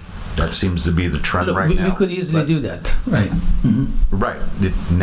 Today it can be easily done. No, I mean, this could be conditions. I mean, if you have concern, you want more storage, we're supposed to keep it 24 hours, we'll hold it for 48 hours. That's no problem. It could be all done.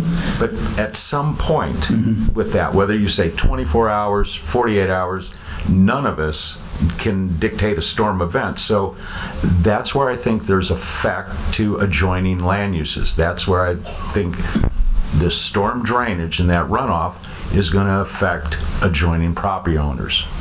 That is my concern on that item on the drainage. I'm a professional civil engineer, that's what I say, honestly. I mean, basically when we do hydraulic, all of these, but what we're proposing, we minimizing the impact of pre-development, post-development to pre-development. Pre-development, if this rain comes and all that, it gush up through those property, at least we holding that, we reserve it there for a delay the time, then we control it, let it go. So that's why the whole retention, detention, water quality basin works. Well, at this point in time, to me, it's still, that's how I'm looking at it. It's an impact to the adjoining neighbors. So all this discussion that we had and items I brought up, that I kind of step back and I look at the overall site, okay, and some of the comments from the Planning Commission so I'm going to share with you my own epiphany that I had, all right, that went to the site, took the drawings, stood at the street, looked at the adjoining neighbors, and visualized how your project would look from the street. And the other day, I'm coming down going south on the 15 freeway, and when I got near Limonite, I had the visual of there's Beacon Hill, and as I get closer to Silver Lakes and the Santa Ana River, there's Beacon Hill, there's the water tank, and I can see your facility with the dome, and that is the visual impact I think that some of us were talking about, like with the hotel. This is a visual impact from 4 miles away off the freeway. That's something that we see every day, and do you know we are almost 40 feet below the top of the reservoir? Yeah, but you're 63 feet from the street to your roof line, give or take. Give or take, correct. Okay. And I know enough how to project a line of sight, whether it's at the street and what you're trying to screen and what's being required, but from a distance, it's more apparent. So, but this brings me all to just like one question, so we talked about streets, and you were more than accommodating by saying if we want to condition full street width, you're going to improve the streets, you'll give us curb and gutters, okay? You're going to have no problem extending the water lines, you have no problems extending the sewer lines, you have no problems extending the storm drainage. We talked about this in this conversation, correct? In this part of dialogue. And I look at this site with all these site constraints, okay, and the magnitude of that cost, and my question to you is, why this site? Well, regardless, we have to bring utility. We have to have sewer, we have to have water. No. Why this specific site? Well, I don't know. We can ask them. But you should know. You're the civil engineer. I'm the engineer. They hire me to just do the design work. One thing also I want to mention, since some of the residents they had concern about this is too big of building for the site. Per code, we can develop 50% of the site. What we're proposing is 23% only. We are proposing 23% of the site. Per code ratio. Yeah, I don't think you're. Like you said, you wanted dialogue. I don't believe you're answering my question. Well, he can answer. Yeah. I'd like to know why this site. Why we selected this site? We've seen many areas, all different places in Southern California, in the Orange County area, and surrounding here. And we saw this site. It has a little many constraints in there, but we thought it is a very open, has a nice view, and it is a very private in our sense, because it's the height and there is no many neighbors around. So this is why we selected this site. Now it will be difficult it is very difficult. I'm a civil engineer also myself, and I saw that site has a slope like this, and we thought it can be cut down and balance it out, and to anybody else who would see the site would not even appreciate the site. So that's why I thought it is the best site for us, because there was almost a 4.1 acre land, and as you said, we are just using 23% of the built out there. So there is plenty of space around. It is not a big building in a small site. It is a pretty good size site, and within that we are using only 25% of the whole thing. So that's what the reason we selected the site. Thank you. I appreciate your comments. That's all I have, Mr. Thank you, Greg. Ted? Let me just be direct to the applicant. The new exhibit on A4N, the one you presented to us that didn't go to the Planning Commission yet. So with that, you're kind of just abandoning the request for the variance for the 45 feet then? Yes, we don't need variance anymore. Okay, that's it. Thank you. Thank you. Robin? Steve, this is probably a question for you. You have all the different options and resolutions in our book. Are the conditions in here typical across the board, like on the appeal approval resolution 2016-50 on page 12? There's like 75 conditions. Like number 69 is rooftop addressing for sheriff's helicopter and some of this stuff. Is this all standard? Yeah. Really? Okay. So based on what the decision of the council is, there would be whatever conditions are included, and then if we wanted to add others, those could be added as well, correct? That's one of your options. You can add conditions. You can basically overturn the Planning Commission and approve it, and then in your approval you can add whatever conditions you want to in that resolution. Okay. That's my only question. Berwin?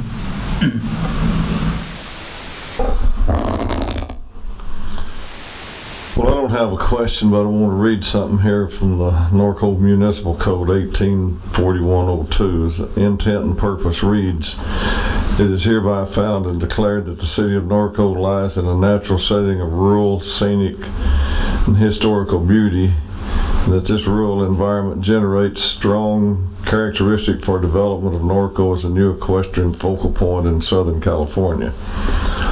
Well, I've been here for 28 years, and I've seen so many things come in to try to change this city, and I have fought for the last 25 years to keep this lifestyle like I moved out here to live and enjoy.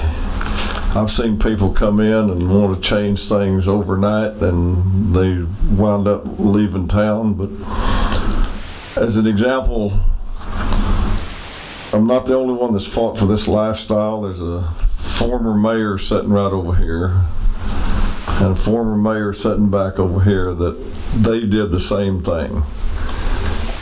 They beat their head against the wall to keep our lifestyle. I don't have anything against anybody else's culture, but we have our culture here in the city of Norco, Horsetown, USA. And I remember when Kathy and I beat our heads against the wall to get that little cowboy hat put on Cowboy Bob up here. We got beat out of one of them. There was supposed to be two of them up there, but one of them we got shortchanged. And I do not want to change our lifestyle. And like Councilman Newton said, coming down the freeway, you'll be able to see that before you see the hotel. And I know how hard this group has fought to get that hotel and make the progress they have. It took them 15 years to get permission to go in there and fix the roof on it where they preserve it, and that's a beautiful facility, and someday it'll be open. And I'm sorry, I just don't think that your building fits our community. It's a agriculture zoned piece of property over there, and I just don't see that I can support it because I fought too hard to keep this lifestyle, and I could see big changes coming. Well, thank you. I actually have a few questions, so forgive me. The first one, just a question. So you said the dome was essentially so that it could be visible for many, many miles. So it has no religious significance. It's more of just that we're here, correct? I believe so. It's really their religion. This is as I said in your institution, is not a temple in reality. I can't hear you. Yeah, it is not a temple. Okay, so it is not the significance to have a dome. So is there anything in your architecture at this point that has any significant meaning to your religion? No. So there's nothing in your architecture that has any significant meaning to your religion? No. So just so I'm clear, there's nothing in the architecture that has significant meaning to your religion? Yeah, we last time in a planning commission meeting, they were asking this is religious, that we were answering the question, but at the end, we never got a chance to give our rebuttal back. Got it. All right, good. I just wanted to make sure that was out there. In terms of, it's not just a Western element. I got here in '61. We fought for trails, and ironically, you're actually on a property that oversees the largest pre-planned equestrian community in the nation when it was built. And John was here. It was a bloody battle because everybody was afraid. So those are half-acre lots. They're not supposed to have 2 stories. But, somebody lost the specific plan a couple years ago. Anyway, the point is you're overlooking that. Also, just for the record, the 2 churches that are there, when Little Church on the Hill was built, there was nothing west of it. It was a huge open field, and the Mormon church, I think they had just begun a new development, but it was essentially in the middle of nowhere. And those are all 3 of the churches on that street have been there for decades. So I've heard comments, well, if they can be there, so can we. But these were churches that were built. Church on the Hill was built more than 50 years ago. It's older than our city, and I'm not sure what year I remember playing softball at the Mormon church and overlooking nothing except the prison. In terms of the Norconian, the reason that we're so adamant about it is if you look at the Norconian, again, as I stated, there is a certain architecture, but if you look at Norco College, if you look at the buildings adjacent to it, they copied the Spanish colonial style. And so literally it's been influencing architecture surrounding it for the last 85 years. And so one of the things that we've been really fighting for, and we've been really lucky that councils and planning commissions have bought into this, is that architecture is important to us, even though it is not Western architecture. The other thing is you just happen to purchase a property that essentially is the last city in the state of California. By law, you have to build on a half acre or more, and we have a ton of open space and parkland. It's something that we really value. So everybody on this council, you got 3 Norco High graduates sitting here. We've lived here literally probably over 100 years. The 5 council people, longer, probably 200 years collectively. So I just want you to know that we value the architecture. I too have great concerns about no EIR, even though I understand why it's not there. I have concerns about the drainage. But more than anything, this is a huge building being placed in the middle of a neighborhood. Horsetown, USA, all those things, horses, all that. I have all that on my property. But ultimately, people live here. They purchased homes here. They expected a certain lifestyle, and that's what they bought. This isn't a city where when a new council comes in, all of a sudden we're just going to change who we are. Somehow, luck, fighting, we have maintained an oasis in the middle of a sea of concrete. Look all around us. Somehow we've done that. And so, unfortunately for me, I have great concerns about putting so much stuff on the open space. I'm very worried about the drainage, but more than that, I just don't see how this building is conducive to that particular area. So I too, for the design and for some of the other reasons which other people have talked about, I can't support this either. Well, I'm sure you are pro-development.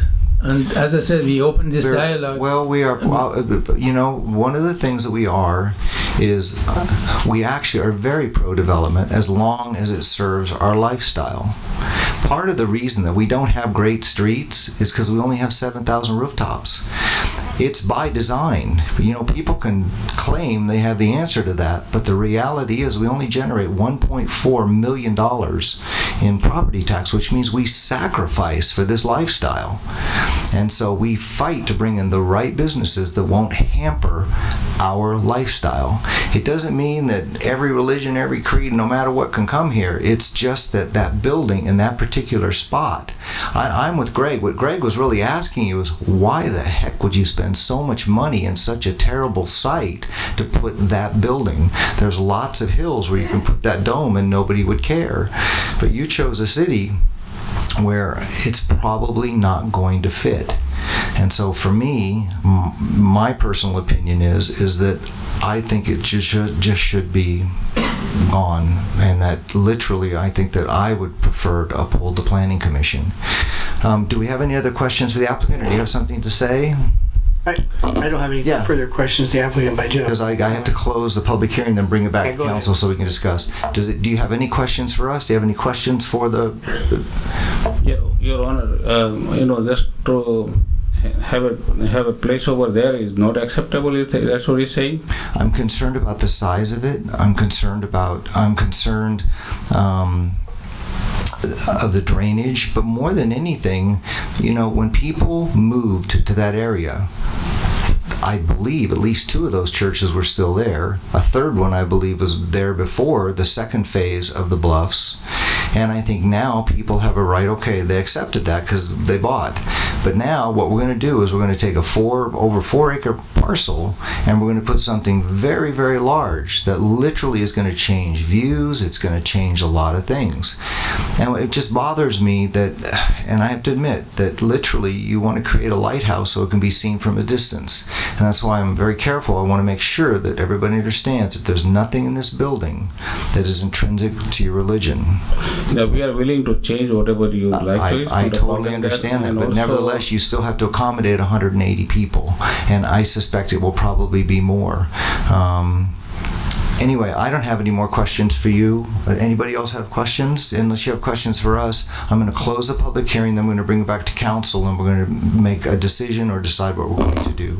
That's probably it. All right. Thank you. Thank you. Mr. Mayor. Yes, go ahead, Berwin. Is it, you ready for a motion? I have to close the public hearing. Oh, I thought you already did. Yeah. We really thank you for your time, for your input. As I said, be more than welcome to have a dialogue. If you want a smaller building, something we can work out, go to a structural committee. We can work together and make something happen. I mean, they have a vision when they look at this site. It's a hillside. I don't think it's ever is going to be developed for something else. I mean, that may be the best fit for it, in relation to the churches there.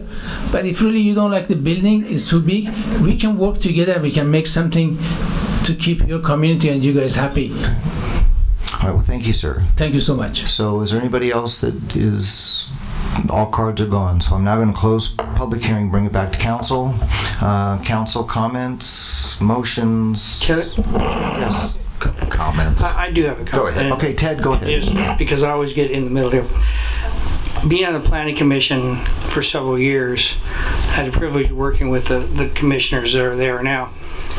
And probably one of the smartest guys that I knew on the planning commission was Jafarian. The guy's an architect. He's in Dubai more than he is probably home. He understands it. And the one thing I really respect working with him was his vision of how to put things properly in the proper space. He's on the architectural review committee. He saw things that, as a planning commissioner, I didn't see, but he did, because he was an architect and he's got that training. And so he noted, and this is from the minutes that were on there, and we all have these. The property is not the right size and shape to place this type of project on it, adding that the project can't be accepted as presented. That's his opinion, and I respect that a whole lot because of who he is. What bothers me is that we got this new project. It didn't go through ARC, correct me if I'm wrong, Steve. It has not been to the planning commission. It is not, I don't know if it's been before your staff. Alma saw it. Alma saw it, okay. As far as I'm concerned, send it back to the planning commission, like guys like Jafarian and the rest of the crew look at it again and bring it back. That way, if they want to change it again, they change it. But that's what I would look at, because of what they sent this up here and denied it. They want to work with us. I'm not for it or oppose it, but I think Council Member Grunmeyer had the right idea. Is we have a procedure. We need to follow the procedure, send it back to them. This wasn't done right. It needs to go back there and do it right, and then we can go from there, what they decide. So. Greg? So I won't tell you any of my Jafarian stories, so. Steve, on whichever council chooses, that we have a couple of choices, but even with a denial, that the project can wait a year and come back with new fees, new submittal. We have that year time frame on that denial. There's also, if we go without prejudice, they don't have to wait the year, but have to pay the fees. Correct. And is there any other condition that comes about where you'd still have to wait a year?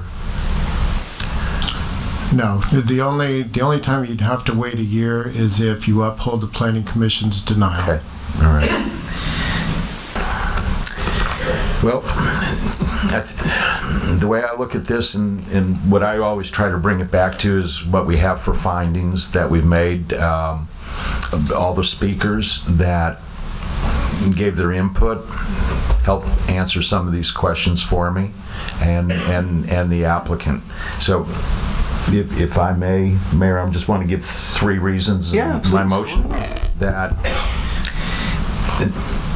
and how I look at this is how we determine our findings and if those findings can be made. First one looking at was the requested conditional use permit will adversely affect the general welfare of the persons residing or working in the neighborhood thereof. I felt that was addressed by all the speakers, and there seems to be an impact to the neighborhood and the residents that live there. Second is the requested use will adversely affect the adjoining land uses. I think we discussed plenty of that with traffic and drainage, and so I can see that finding. And then third, the size, shape of the site proposed for the use is not adequate to allow the full development of the proposed use in a manner that not detrimental to that particular area. And it goes back to my last questions, is why this site? It just seems so intensive a use and design for this project. So based on those three findings that I think are legitimate and that can be made, my motion is to uphold the Planning Commission's denial of this project. Second, under discussion. Any discussion? Nope. Any discussion? Any discussion? Okay. So Berwin seconded. Council members Grunmeyer, Hannah, Hoffman, Mayor Pro Tem Newton, Mayor Bash. Yes. That motion carries. Moving on. Thank you for all that attended. I know this was very difficult for some of you, and thank you for all your comments. Moving to council. Where'd it go?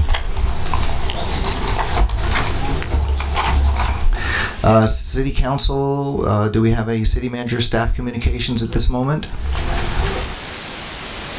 Yes. Andy? If I can yes. take a minute. Yes. Mr. Mayor, I'd like to introduce to you, staff is not aware of this yet. I have a graduate management student sitting in the audience, Arturo Garcia, who's a graduate of University of California, Riverside. Wow, I'm an alumni. Anyways, we have him here through the WRCOG fellowship program.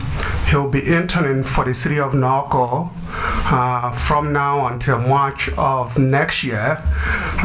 Be putting in 960 hours free to the city of Norco.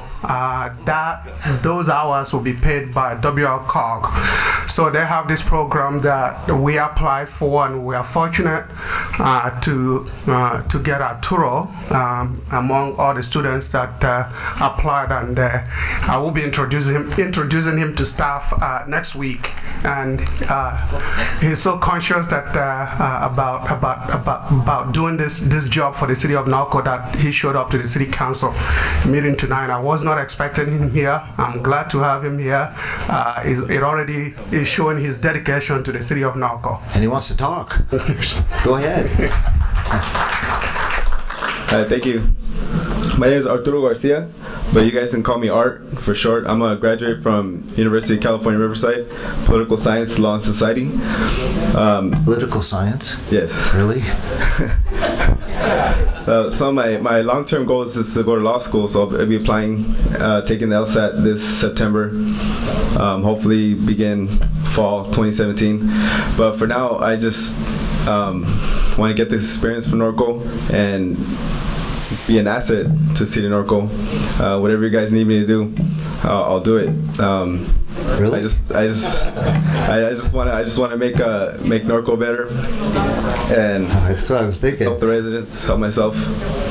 Listen, you should introduce yourself to former Mayor Azevedo over there. She was one of the people responsible for the program that hired you. So thank you. Very nice to meet you. Do we have any other comments from staff, council? Yeah, please. Kevin, this was brought up earlier under public comments, and I'm glad they did, because it reaffirmed what I said, and I know the gal sitting back here wanting to clean the room. This past weekend has been the worst weekend. My poor dog and horses. Yeah, I know. One night ain't so bad. It was 4 nights. 4 nights. And my poor 150-pound Mastiff wanted to knock me over all the time. Yeah. My problem here is, and I got nothing against what the Sheriff's Department did. I understand. I used to work for them. I know how the response is on the 4th of July. You can't be everywhere. You can't take care of every firework that goes off. Fire can't do it. They're a responsive agency. They do it. But somehow or another, we have got to get with, we've got a year to work on this. And Andy, I'm going to look at it back to you. Our code enforcement has an administrative citation. It says code enforcement officers, peace officers, building officials shall be considered as enforcement officers as defined under section of the municipal code. The city council or city manager may designate additional enforcement officers. We got to make this code stick. We got to put some teeth into it. All night long till 2 and 3 in the morning. Ridiculous. And my feeling is that we need to work with the Sheriff's Department, county supervisors, and somehow or another over the next, hopefully, the next 6 months to put some teeth into this thing and get it to where you guys drive up. It doesn't have to be the person doing it. It's the property owner that's responsible for it. And my feeling is, Andy, we need to agendize this and get some teeth in this ordinance. Second. And start here somewhere. Councilmember Grunmeyer? Hannah? Hoffman? Yes. Newton? Bash? Yes. Motion carries. Yeah, Greg. Speaking to your microphone.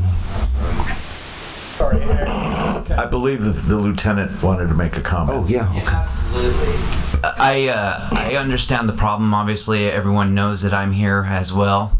I never leave Norco, with the exception of when I travel outside the city, so I understand the challenges. But what I think we need to understand is the challenges law enforcement faces when we have these issues. The last 2 years, I've started an aggressive campaign trying to educate the public. We want people to know the consequences, specifically in an animal lifestyle keeping area, the consequences associated with the loud explosions. So I started a pretty aggressive media campaign on our Facebook, and I know that did get shared and forwarded and included the consequences, but also from the animal's perspective and some of the other things. But during the last 2 years, I've also assigned a team of deputies to go out and look for the violations. Here's the challenge. We get overwhelmed with the calls because so many calls are occurring. We also get reports of fireworks that are occurring from other cities, and obviously there's not much we can do about that. Well, there's really not anything we could do about it. By the time people call us and tell us that there's fireworks, it's over. And we get there's nothing there. And some of the instances we found that people are actually in their backyard. And so there's no evidence. So just understanding that there are challenges for law enforcement, and we have to look at that moving forward. But we do work very, very hard.